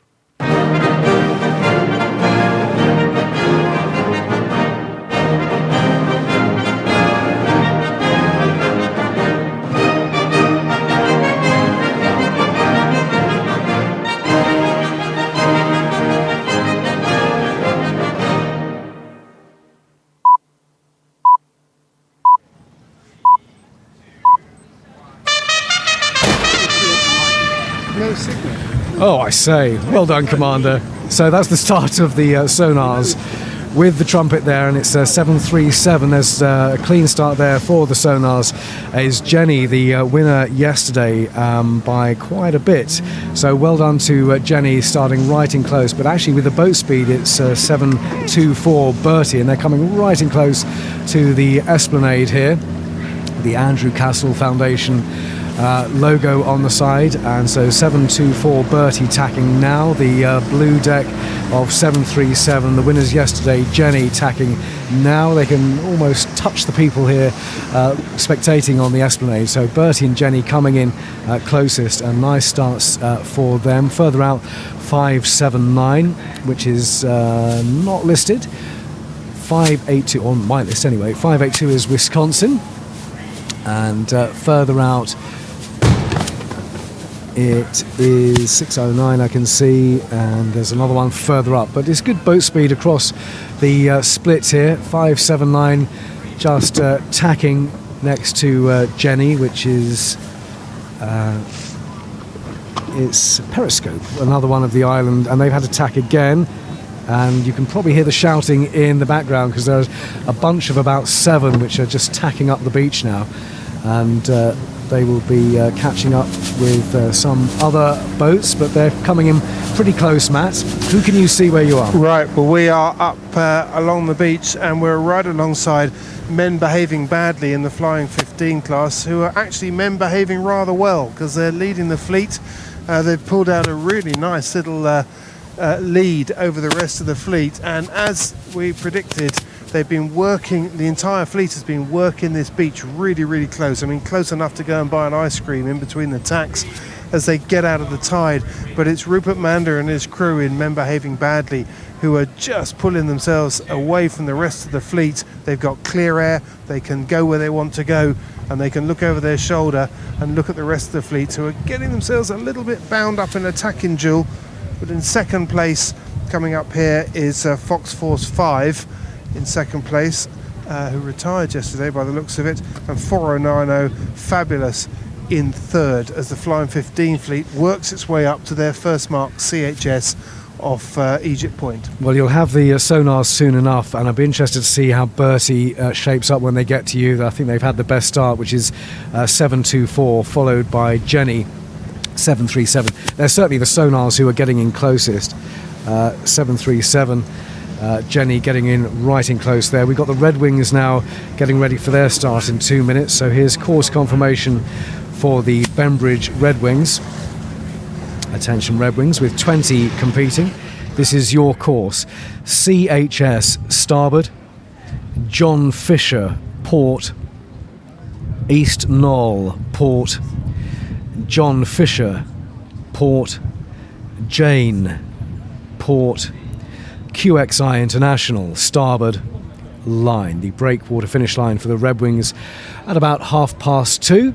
Sonars tacking along the beach now. Great view if you're listening on the green as the sonars get underway. Who have you got, Matt? Men Behaving Badly has just gone around the first mark CHS and the Flying 15 fleet, hoisted their kite. They've pulled out a good 10 boat length lead over the second placed boat, and that is going to be, well, I'm not quite sure which the second place boat is going to be because it's a very tight battle just at the top within 3 boats, but it's 4070 Fox Force 5 that goes around in second, and it's 4090 Fabulous that goes round in third. But leading this field in the Flying 15 fleet, it's Rupert Mander, Men Behaving Badly in the Flying 15s. Quayle, the winner in race number 1 for the Red Wings yesterday, and indeed race number 2. So Quayle, of course, a very familiar name in the Red Wing class, with 30 seconds to go until their start, and a very familiar hull colour as well, because Quail is number 30 and it's with the gunboat grey paint scheme on her hull. The Red Wings, multicoloured hulls, but of course all with the same coloured high aspect sails, and Quail leading them in towards the squadron now. So this is a definite split, with the class pundits now of each class coming in much closer.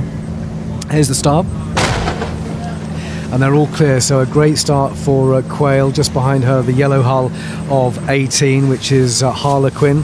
Further out, we've got 45 with a bit more wind out there, which is Gosling, but more tide as well. 13 following Harlequin, the blue hull of Tarpon. But it is Quail that's going to lead in to the Esplanade. 30 is the sail number, and they've got number 18 right with them, Harlequin. Further up, we've got 13 and 5. That's Tarpon and Snow Goose 2. Further up even more, the white hull of 42, Skewer. And Harlequin now getting ready for the tack, and they're going to go round the stern of 18, Harlequin, who are still heading in on starboard. So Quail heading out now, going around the stern of 13, Tarpon, and they're going to have to thread their way through the chasing pack here. Quail going to go around the stern of number 4, but getting around the front of 6, which is Blue Jay. They've taken the stern of number 4, Rosetta, and going around the back of 42, Skewer, and 47. But they're heading further out. But they will be ones to watch as the Flying 15s head off on their spinnaker run. And are you still with Flying 15s, or have you got the sonars now, No, Matt? we've got the sonars coming through, and as you suggested after the start, it was Bertie that got the best start, and Bertie capitalised on that, and they've stretched out really quite a lead over the fleet. Second place boat in the sonar fleet is Jenny, and Jenny won yesterday's race, but Bertie just going round the windward mark there. Jenny's still a good minute or so behind, so that's really quite an impressive lead for Bertie to have pulled out in such a short leg. That's really cool. And in third place it's Limitless, which is number 849 in the sonar fleet, who's another sort of 6 or 7 boat lengths behind Jenny. So the leaders in the sonar fleet have spread out pretty quickly already, leaving the pack to fight it out amongst themselves, and fight they are as they work their way against the tide along the beach past the green as they come up towards their first mark, which is CHS. And of course those that get round CHS, their first mark before the others, get a big tidal advantage, because they get on that travelator and go scooting off downwind and down tide and stretch out the distance as they do. Well, Bertie and Jenny both came in really close to the beach, so good starts for them. The Red Wings are doing the same, and be interesting to see how that shakes out, because Quail was had to tack first of all, but they're coming in pretty close, and there's a gaggle of Red Wings there. They're going to be followed by the Solent Sunbeams. Here's course confirmation for the Sunbeams, starting at 10 minutes past 12.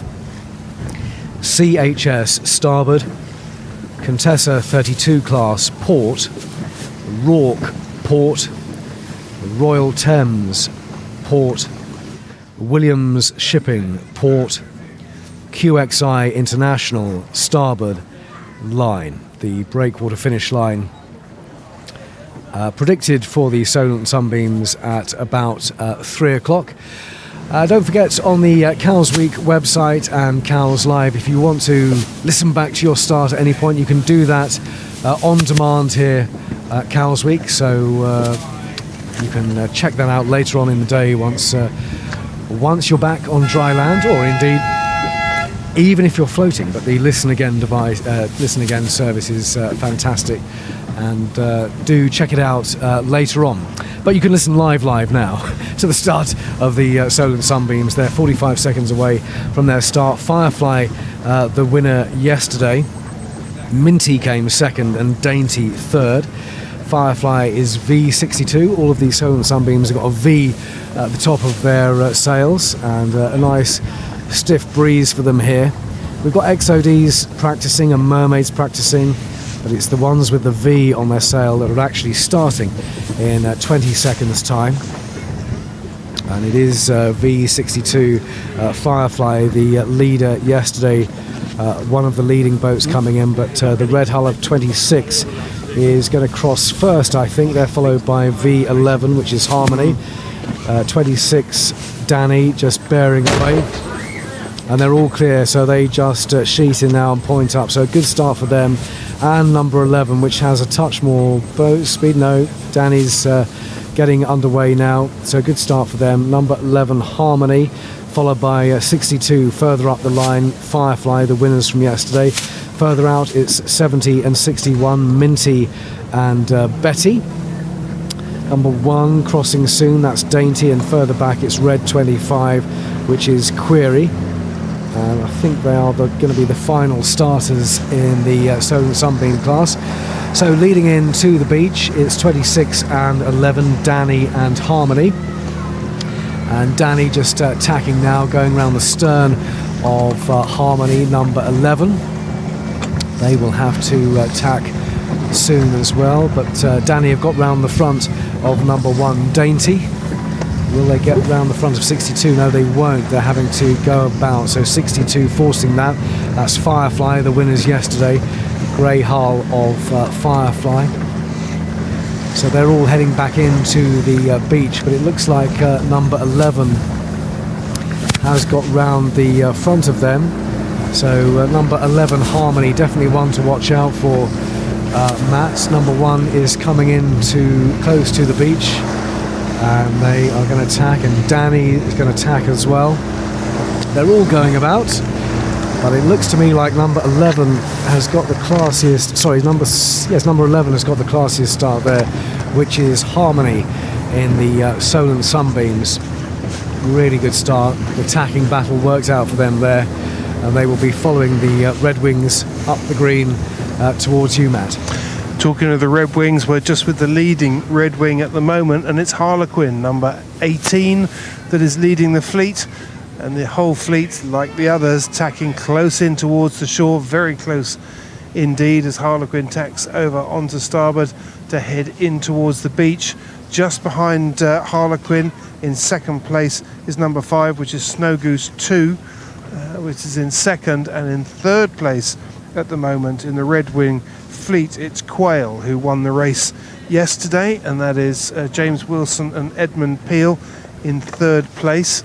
And then, as we've seen several times before in these fleets, the boats that get out manage to extend out and get their noses in front, get the benefits of the clear air and the ability to choose where they want to go, and the fleet that sits behind them has to scrap it out amongst themselves, and that's not the fastest way up the beat.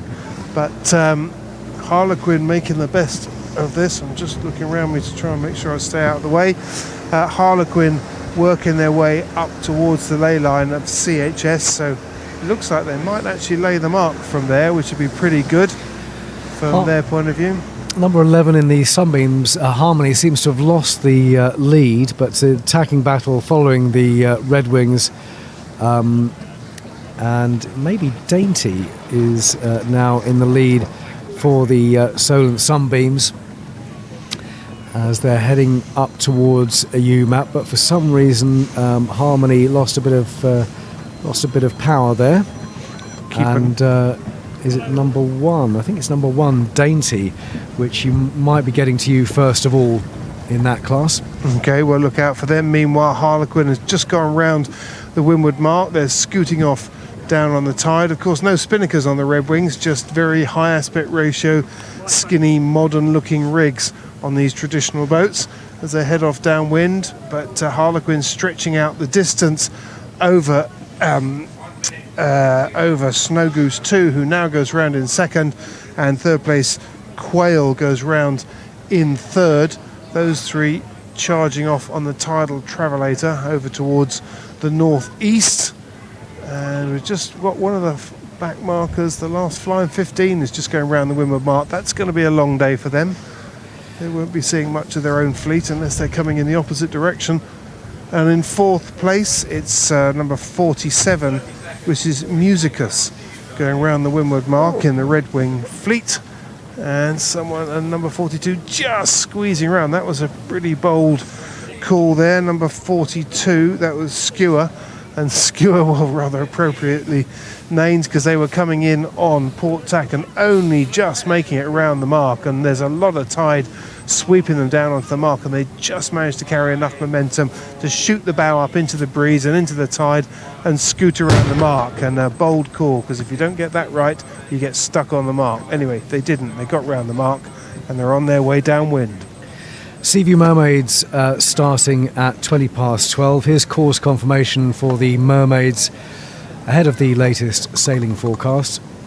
Seaview Mermaids, CHS starboard, John Fisher port, East Knoll port, John Fisher port, Jane port, QXI International starboard line, and it is the breakwater finish line for the Seaview Mermaids, and again predicted finish time for them at 2:30. Right, it is 12:15. Let's get the latest specialist sailing forecast here on Cowes Live with Fiona Campbell. Good afternoon. Well, this west tracking southwesterly breeze has filled in nicely. There's not a great deal of gradient above, so whether or not it increases any more is still up for grabs. It's not that warm over the mainland. There's a lot of cloud up there. It is actually raining up more towards Salisbury and Winchester way, so it's not warm. Not expecting a huge amount of enhancement as we go through the afternoon, but at least we have a good breeze. So southwesterly, it's ranging from about 8 to 12, touching 14 knots. I think some of the taller masts might even see a little higher than that, and looking good. Staying dry so far for the rest of racing, although there is a risk of some further rain coming in later this evening, but dry for the rest of racing. And the wind we have should be the wind we keep. Fiona Campbell, Cowes Live. The weather brought to you by 7-Star Yacht Transport, worldwide leader in yacht transport. Thanks very much, Fiona. So we've got the Seaview Mermaid starting in just over 3 minutes, but the tacking battle continues up the beach there. Are you with the sunbeams at the moment, Matt? I am indeed. We're with Harmony, who's leading as they go into the beach, but only just. Second place boat is Dainty. That's Peter Nicholson in Dainty. Harmony's gone right the way into the beach. Dainty's just stayed offshore a little bit.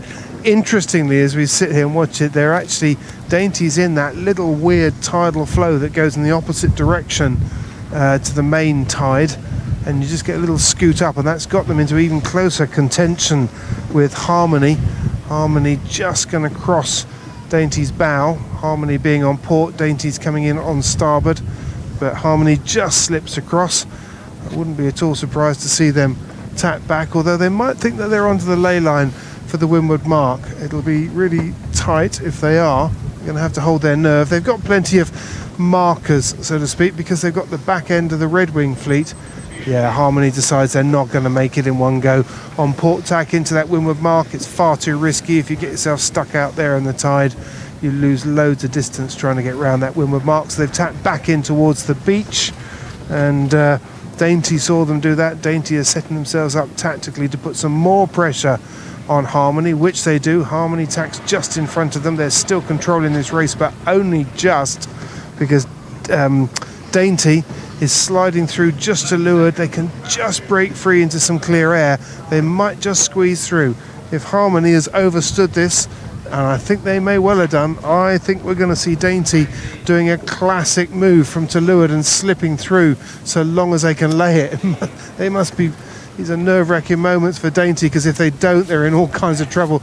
And they just make it. Dainty just get round the windward mark, but Harmony slid over the top and just put dirty air on them at the last minute and rolled over the top. And it's Harmony that goes round the windward mark in the lead, but only by less than a boat length. So there's going to be a right old battle between these two. And the Seaview Mermaids are about to start battling. In fact, they are already battling, but 40 seconds away from their start in the Mermaids, battling for position. These are the boats with the U sail numbers, the Seaview Mermaids from Seaview Yacht Club, and it's the purple number 12 closest to the line at the moment, Amethyst. They're reasonably spread out, but they will be getting closer and tighter as the seconds count down, with 20 seconds to go. The jib flapping on number 9, which is Sheen, and they were the winners yesterday, so watch out for yellow number 9. They were winners by quite a bit yesterday over Miranda, and Bluebell came in third. Number 3 just reaching down towards the squadron now, Haluf. And here's the final countdown for the start of the Seaview Mermaids. And the line is clear. So number 3 just sheeting in now on Haluf.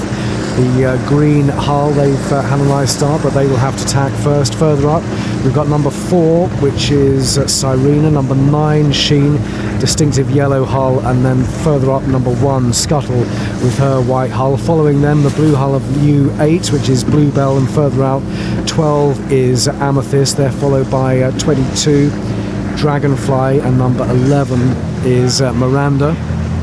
So leading into the Esplanade now is number 3, Haluf, and they are tacking now, and it looks like they're going to have to go round quite a few sterns. Will they? Yes, they will. So number 4, they're going round the back of Sirena, and number 8 is Bluebell.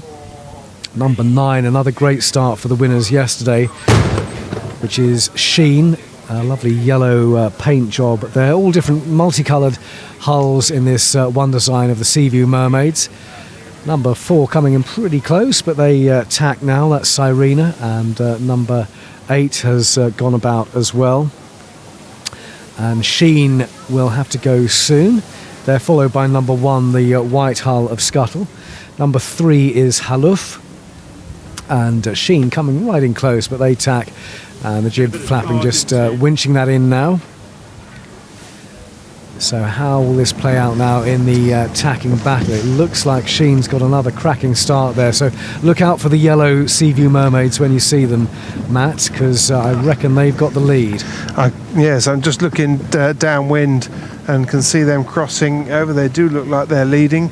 We'll see what happens as they work their way up the beach. Interestingly, some of the XODs have come out here early on and had a look up the beach just to get the measure of what this first leg's going to be like, because we've seen time and again that this first leg can define the rest of your race.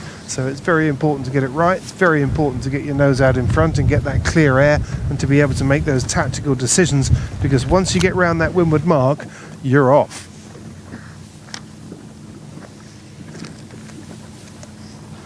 Looking at, I pulled up the Mermaid page and then lost it again. Let me just get that back. The yellow one is called, as you were saying, it's what number was the yellow Mermaid,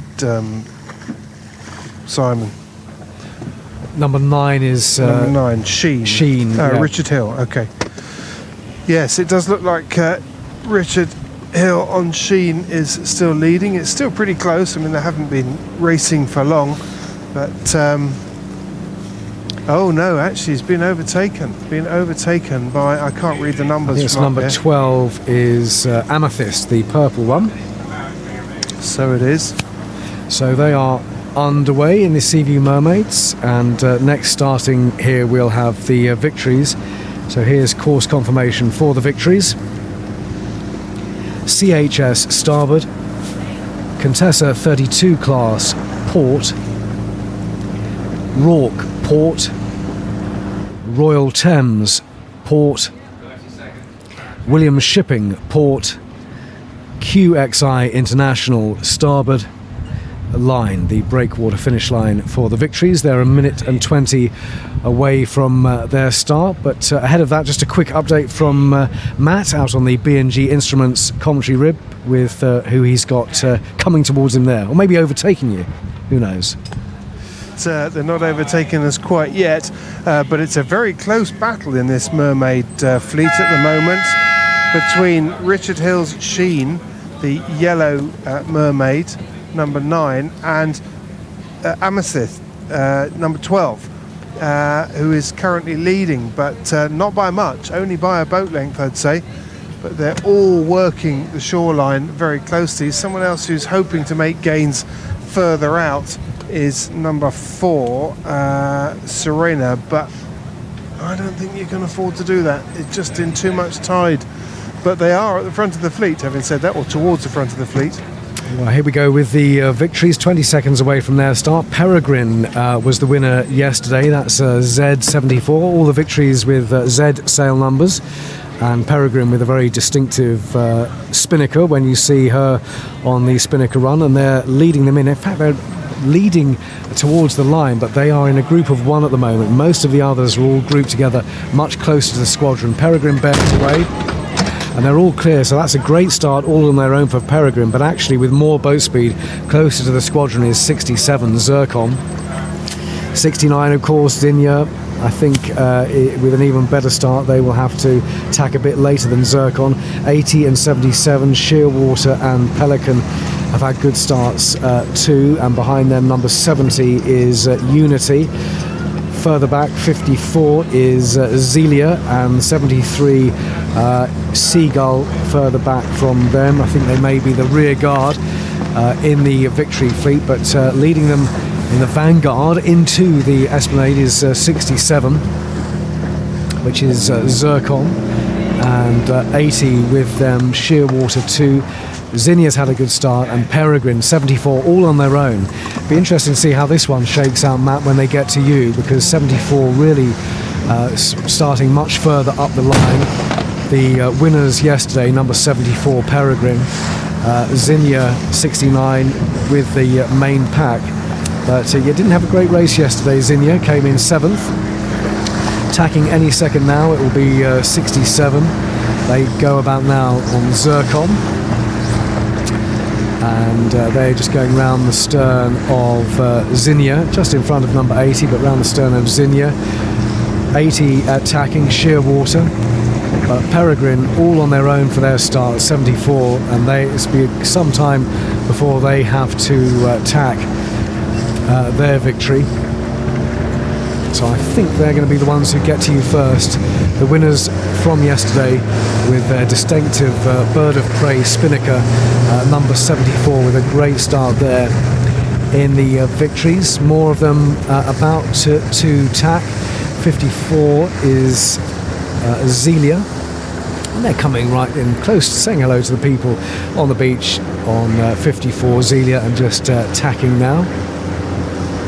Cows Live commentary on 87.9 FM, and also on the Cows Week website, which you must check out for all the TV pictures, the great pictures from the water, and indeed from the drone as well. So that coverage of the Victories underway there, and we'll next have the Squibs starting here on the squadron line. This is course confirmation for the Squibs in 2.5 minutes. CHS starboard, John Fisher port, East Knoll port, John Fisher port, Jane port, QXI International starboard line. It's the breakwater finish line for the Squibs, and they're starting at 12:30, so 2 minutes to go. But let's check in with Matt. Who have you got with you now, Matt? Well, we're at CHS, which is the windward mark for the Seaview Mermaids, and we got Amethyst coming in the lead, number 12. It's been a right battle in the front 4 boats in this fleet, but Amethyst has kept it going and has actually now started to eke out quite a reasonable lead over the rest of the fleet. They're about sort of 4 or 5 boat lengths ahead. They're just going around the windward mark now. Nice work, guys. That was really nicely done up the beach. They got the ley lines absolutely spot on into that mark, and they've extended their lead. And now it's going to be a real battle now, or continuing battle between number 4 Serena and 22 Dragonfly. Dragonfly's coming in on port. Serena has the right of way on starboard. Dragonfly had to slow down and just sort of poke their bow up just to keep clear. Serena bearing away for the mark. They can just about make it. The two of them go round pretty much even. Serena actually has got the slight advantage there, can bear away just that bit sooner. So Serena in second, Dragonfly in third, and in fourth place it's number 9, and number 9's disappeared off my sheet. Oh no, Sheen. Sheen. It's at the top, of course it Yeah. is. Sheen. So quite a battle with those 4 boats, but it's Amethyst who is leading by quite some margin, although they need to get that kite set properly to actually capitalise on that. I'm sure they will. Meanwhile, the back of the pack, there's a right old battle going on here as well, as the bulk of the Seaview Mermaid fleet tries to get around, or sets itself up for getting around the Windward Mark. Squibs starting now. Squiggle was the winner yesterday in the Squibs. That's 142. And they're all clear, so the Squibs are underway with their distinctive rusty red sails, or rusty orange sails. 147, a nice start for Pot Black, and they will be an early tacker, and big fleet here. Squiggle, the winners yesterday, 142, starting much further up the line. So the Squibs heading in towards the Esplanade now. 36 in the leading bunch there, that's Artemis 2, 687 is Icarus, and 906 is Lucky Number. At Squiggle, the winner yesterday, Bacanti second, and Guy Fawkes third. So in come the Squibs. There's still a victory starting here, 71, but they are amongst the Squib start. That is Christina. So first tacker there, going round the stern of Christina, is Bacanti, and they're just going round the sterns of 36 and 72, and tacking again on 52, Bacanti 7, and Christina, the victory, going right in close to the beach, as are lots of other Squibs, but reasonably spread out here, and a nice clean start there for the Squibs as they get underway with the mace coloured sails in Squib class, and they head off on their race. They're following the Victories and the Mermaids. Have you got any Victories with you yet, Matt? No, not just quite yet. We're just watching the back markers in the Mermaid fleet go round, and it was a real scramble. There was one boat, Seaview Mermaid number 5, Jade, who very nearly went aground. They were squeezed right in close to the beach, but they did make it around. But it's been a very tight and closely fought battle up that first beach, the Windward Mark.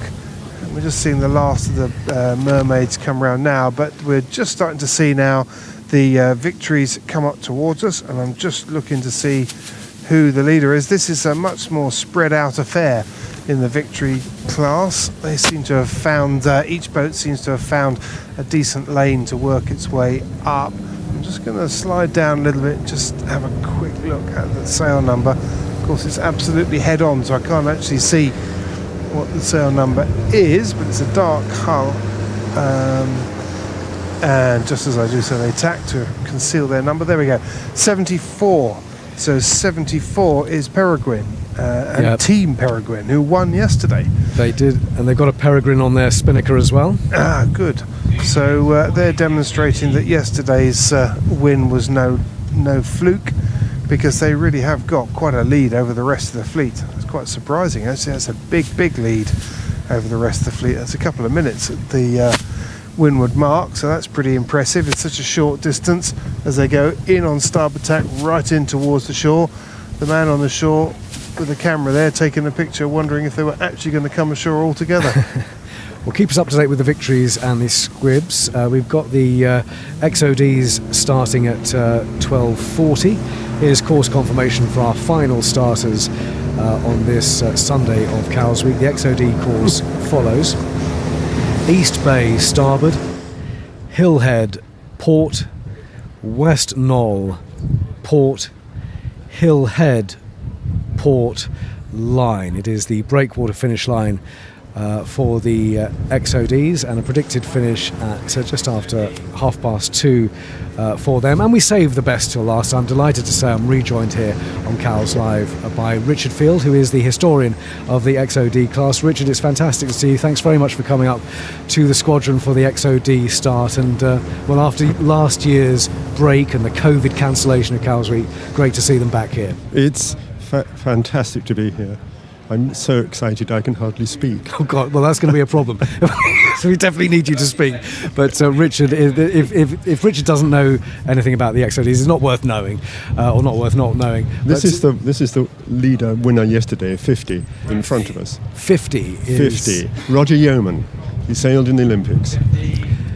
Very closely fought class, of course. The biggest class. Actually, I need to check that, whether it's the biggest class this year. Do you happen to know whether it is the biggest? Yes, it is. There's It is. 36 of us. We're down on numbers, but it's just as competitive. And we had a general recall yesterday. Wasn't that fantastic? Yes, well, yeah, it had to be the last one, didn't it? But well, with these starts every 5 minutes now on the squadron line, actually general recalls are going to be a bit amazing. of yeah. How do you manage, Simon? It's incredible. Absolutely incredible. Well, it's the race officers who've got to manage it. I just get to talk about it, which is fine by me. But yes, the XOD class, for there will be people listening who perhaps don't know the long history of this class, but this is the oldest class here at Cows Week. Yeah, we were formed in the end of 21, and we did our first Cows Week as the X class in 1922.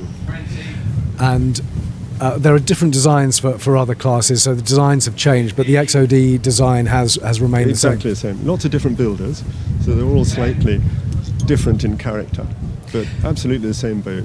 And there are fleets all around the Solent. Yes, from Parkston to Itchenor and in between.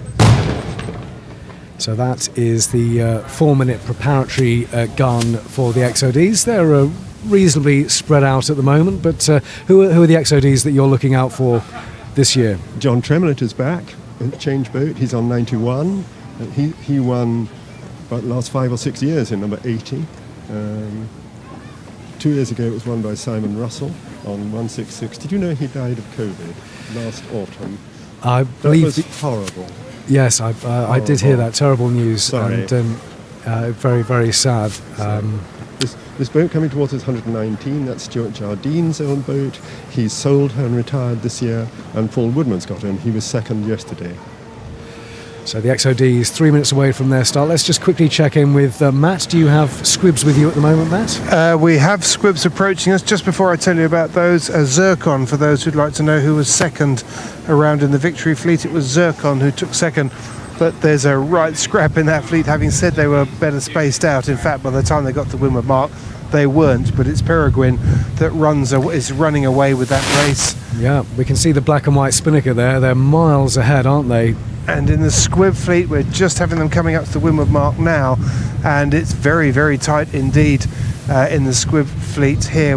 I'm just trying to squeeze between these two boats vying for it. 36 is just about squeaking a lead. If they can make this work around this Windward Mark, that will be really quite a cool. That is so it's Artemis and Lucky Number. Artemis just squeezing up, forcing Lucky Number up. Lucky Number's Windward boat, they have to keep clear. Oh, there's a right battle going on there. Is Artemis going to make it there? Got the tide pushing them onto the buoy. Are they going to get around? They just get around, but they could not have put a cigarette paper between them and the mark as they came around the Windward Mark. But it's Artemis who just comes through. They were the leeward boat as they came into that Windward Mark, forced up the boat above them, and they both just got round, but only just. This is really close. We've got White Magic coming around in third. We've got 819 in fourth, and then 72, I'm not sure what they're called, 72 in fifth. And that's just the first 5. Then they got the next pack coming around. It's really tight in the Squib fleet. And it will be in the XODs as well. They'll be following soon. They'll start in a minute and a half, and we've got a big bunch in the middle of the line there. Richard, just letting the jibs flap, just trying to slow down a bit. Yes, it's unusual for us. We're usually going flat out. We're not used to stopping on the line. One line with the varnished hull there. Lone Star looks fantastic. They all look fantastic, of course they do, but Are there any particular newly restored ones or any particular ones that you're looking out for today? No, not in particular. They're all. It's just fantastic to see them all back. We've got Basher Baines, who's won before us, turned up with one of the very latest boats, which is a Latham, which is 192. He was third or fourth yesterday. It's good to see him. We've got 74, Fiona, just tacking in front of the squadron now. And they've been coming for 60 years, Graham knows, in that boat. Well, they're just running back to get the right side of the line. As you say, there was a general recall yesterday. Yeah. Race officers trying to work out if they're going to do it today. They're certainly spotting some sail numbers that are over. 82 just bearing away. Magic Dragon. Yes. Red Hull. Crikey. Would you start down here? No, I don't think I would. How do you get out on port? Although we have actually had a couple of people who've been able to make it work down here, but no, I think mostly it's been in the middle of the line in the last hour or so has been the best place to start. 1, 2, 3, leading them in. Nobody's done a port tack start, have they? It's been attempted. It's been attempted, but it hasn't worked. Here we go then. Individual recall. So we've got 2 guns. Now we don't know how many are on course side. We don't get that information, but can't see anybody coming back. Who's 1, 2, 3 is coming. 1, 2, 3 is coming back, and that means 192 is over as well. That's Lara is coming back. They had a good race yesterday. Yeah, but they were put out on a protest. But he's painted it gold this year. You remember 2 years ago it was bronze. Right. This year it's really gold when the sun shines on it. Well, that's the only one I can see. Now 48 is coming back here. Richard, that's XL. Oh, that's a shame. But of the leading bunch heading in towards the beach, it's 156, which is Gleam, and 119 is Lone Star. Further up the line, 176 and 58 have had good starts. 58 is Madeline. Yeah, she's going well. That's Penny Fulford, one of our girls. One of our girls is following her in 2. That's Abby Childersley. Yeah. Her father was a very good sailor. She's quite young. And the more girls on number 8 going out to sea there. We can see the Squibs on their spinnaker run, so the XODs will be following them in the next 10 minutes or so with their spinnakers. But we've got quite a few coming in close to the beach here. Yes. Trying to cheat the tide. Yes. I prefer those further out. And very close racing as always. In fact, really close racing between 176 and 178 there. They seem to have come to a bit of a stop. 176, which is Crumpet. That's what happens in here. The line of the moorings is the thing to go. Tack out to the line of the moorings and halfway back in. But yeah, it's the tide is the thing, isn't it? It's always the judgment between wind and tide. And yesterday's race, it continued the whole way around the race, right to the finish. In fact, there was a big wind shift against those who tacked in for the early ebb. So off go the XODs, and of course with such an historic fleet, there's so much. I mean, there's too much for you to research, isn't there? What have you been researching recently on the fleet? I've been writing up from the Yachtsman magazine, which went from 1890 to 1939, on before the First World War, because they were Royal Motor Yacht Club boats up until 1922, right from 1911. And it's fantastic, the other things that go on. How do you know where to start? I mean, there's so much for you to look at. You just have to read it, and read it, and read it. And we got a guard ship this year. I know it's a minesweeper, but in 1909 they had a dreadnought battleship. Did they? And the Tsar of Russia came around and he reviewed it, and he parked his royal yacht there with his whole family, and Edward VII was there, and the Tsar's children walked up and down the high street in their favourite white dresses, and there were rumours of romance. And at home they wouldn't have been able to do that because they'd get assassinated. Here they were free. Must have been lovely. Had 4 days, absolute heaven. And they stayed by Victoria and went down to the beach in Osborne House. Yeah, she was the Queen of Europe, wasn't she? So many of the families were linked. Well, they were all linked, I think. Yes. But yeah,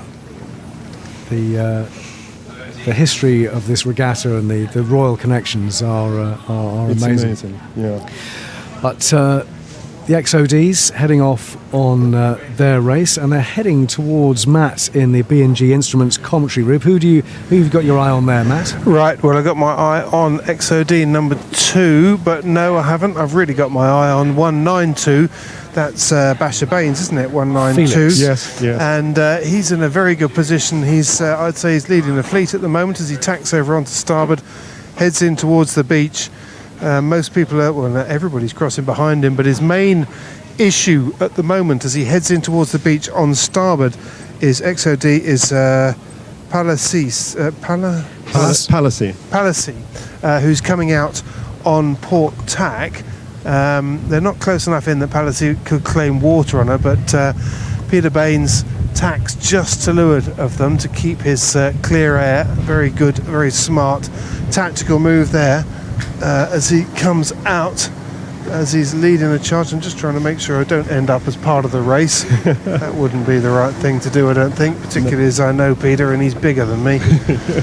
So he's coming out on port tack, leading by about a boat length over Palissy. The third place boat looks to be, at the moment, 8-2. Yeah, that's Andy Oddy. Andy Oddy, okay. Yeah. And he's coming out in third. He's pushing in all the way to the beach. Yeah. He'll be coming out on port tack. He won't want to be dipping any transoms, but they've still got a long way to go before they get to their windward mark, so shouldn't he be holding his nerve. Any sign of John Tremblay? What number's that? John, 91. 91 negative. Oh yes, I can. Yes, he's about, but I guess work 6th or 7th at the moment. A little bit. Well, I'm not buried because he's at the front end of the fleet, but he's still in sort of dirty air. You can often hear him coming. Oh, really? Is that right? He'd have to do well because with my headphones he's on. Like a fire engine on the way to an emergency sometimes. Oh, it sounds like a cameraman I've got on board. No names, obviously. So Peter Baines, 192, continues to lead the fleet as they come upwind. He's in a very nice position now. He's managed to squeak out what was only a one boat length lead into about a 3 boat length lead now, which is not an awful lot, but those are the kind of margins that you can just work on, as he does, because he gets a nice little lift there. Actually, a nice little puff comes off or bounces off the shore, gets a bit of a lift. He's got clear air to leeward of him. It's 8-2 just to leeward. Yeah. And it's tight for second, because 8-2 was, I think I said 8-2 was in second place. Yes. Yeah.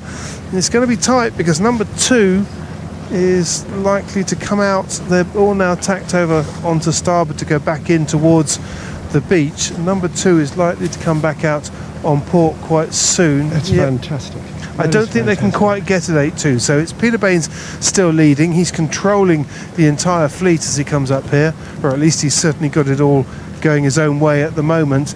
8-2 on the charge behind them. Are they going around that orange mark? I think they're going around CHS, I think is their first mark, I believe. Is that visible from here?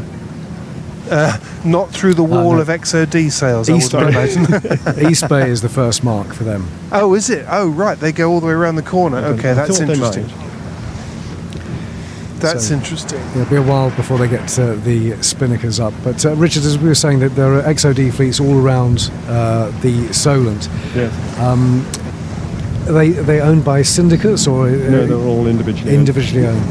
In they've got a number of 4 or 5 syndicates, but mainly individuals. And of course, each individual club has their own regattas, but this is the time that they all come together. Yes, it is. It's the regular racing, the Wednesday and the Saturday afternoons, when you just turn up and race and then 2 hours. That keeps the fleet together. The whole class together. And how are numbers at the moment? Good. Yeah. Good. And the boats are fantastic condition.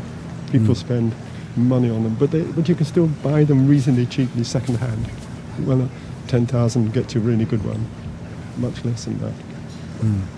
And they're built so strongly that they last. Well, yeah, they have stood the test of time, haven't they? Yeah. But as the XODs head off on their race, Richard, thanks so much for joining us. And you're going to come back on Tuesday for Squadron start here? Yes, if I may. Of course you have. Absolutely. They're not here on Monday. They're not here, are they? They're on the committee boat start. But I don't want to go into that. We'll see you on Tuesday. Thanks very much to Richard Field, who's the historian. Thank you. He's the historian for the XOD class, and really great to get his insight into what's going on there. But we can also get insight around the various classes today. In fact, before racing today, we spoke with Graham Bailey of the Dragon class. We've been speaking about Blue Bottle, which is the newly restored Dragon, which did really well yesterday. In fact, it won yesterday. And let's hear from Graham now. So I'm Graham Bailey, and this is Blue Bottle, the Dragon. This is the first time this boat has raced since 1961. She was retired by the Duke of Edinburgh and the Queen after her racing career with them, and then she went into a life as a museum piece. But the Royal Yacht Britannia Trust acquired her in 2018, and they restored her to race condition under the direction of the Duke. And so this was her first race in 60 years, and we've just won the first race in Cowswick in this on the first outing. So it's a stellar result that none of us could possibly have dreamt of.